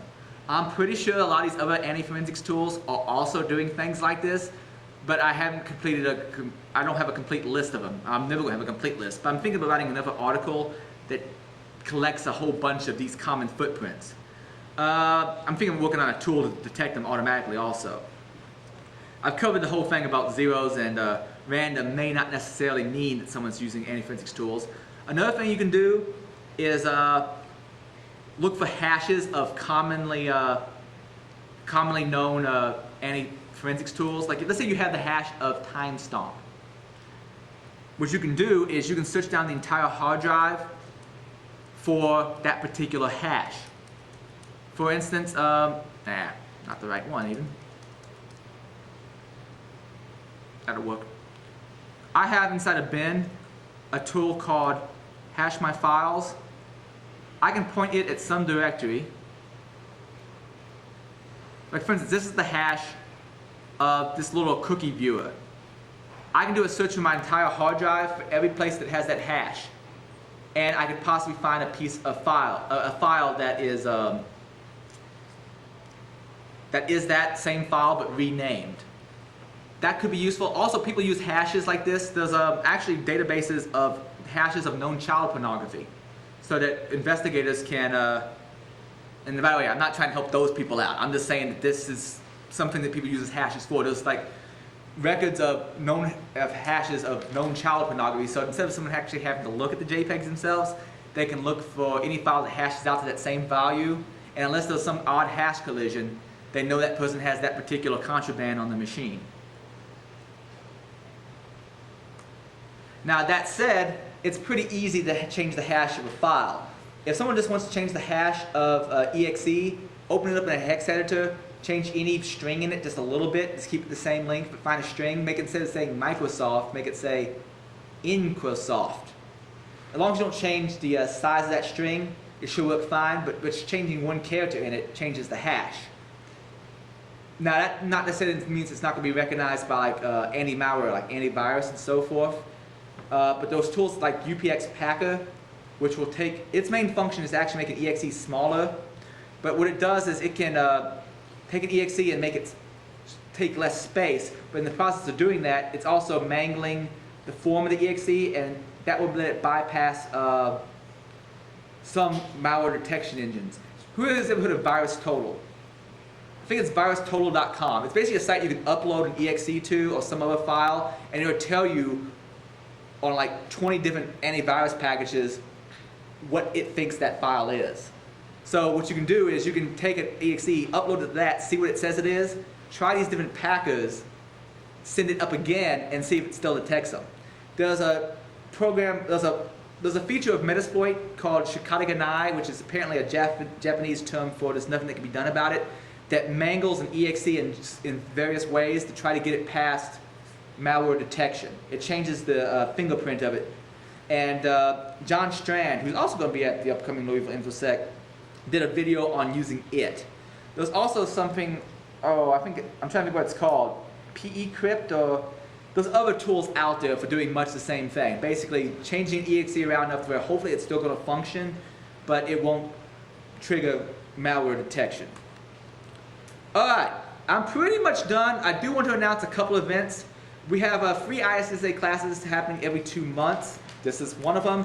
We may not have another one till next year though, because of the Christmas dinner that's coming up and the Louisville InfoSec. So I'm going to have to be prepping up for those. So we may not have time for the rest of this year to have no one. We have monthly ISSA meetings. They're free for people to come. They don't ask you to join. Well, if you come like 6 of them in a row, they'll probably eventually ask you to join because you're getting a free lunch. But you know, you're welcome to come to a few for free. Just say you're my guest. We also have the Louisville InfoSec coming up. That's our annual conference. I think it's $99 to get in. I have a discount code on my website though. I think that takes $20 off. And anybody who's interested in being in the CTF, the Capture the Flag event, where we're going to set up a virtual network where y'all can hack it and do a write-up, I got like 7 free passes left to give away. Also, if you're interested in other good InfoSec conferences, check out Freaknik, Nauticon, and AutoZone. If you're interested in helping with the free classes, I'm always looking for old hardware. Someone might be interested in donating. As you can see, I have a collection, a hodgepodge of equipment here that, while it's not the best in the world, it gets me what I need. And also let others know about these classes. And also, please send Kelly an email, programs@issa.kentuckiana.org, and let her know how we can improve the classes. Thanks to Scott Moulton, who reviews my slides and was also my advisor on a lot of forensic stuff. Though if there's any mistakes made, it's my fault, not his. Tyler Tripp-Richford. Check out, do a Google search for his name online. You'll find tons of videos he's done on 4th Amendment and 5th Amendment rights, where it involves computer security. The folks at benrev.and paul.com for their advice. Louisville ISSA for letting me use their forum, and John for the extra camera for recording this. Any questions? Sorry I kind of rushed there towards the end, but I knew we were getting short on time. Any questions about any of the material? Alright, in that case, if you are interested in CPE, just make sure you've signed that sheet, and I'm supposed to take that to Kelly, and I guess we're done. Thank you.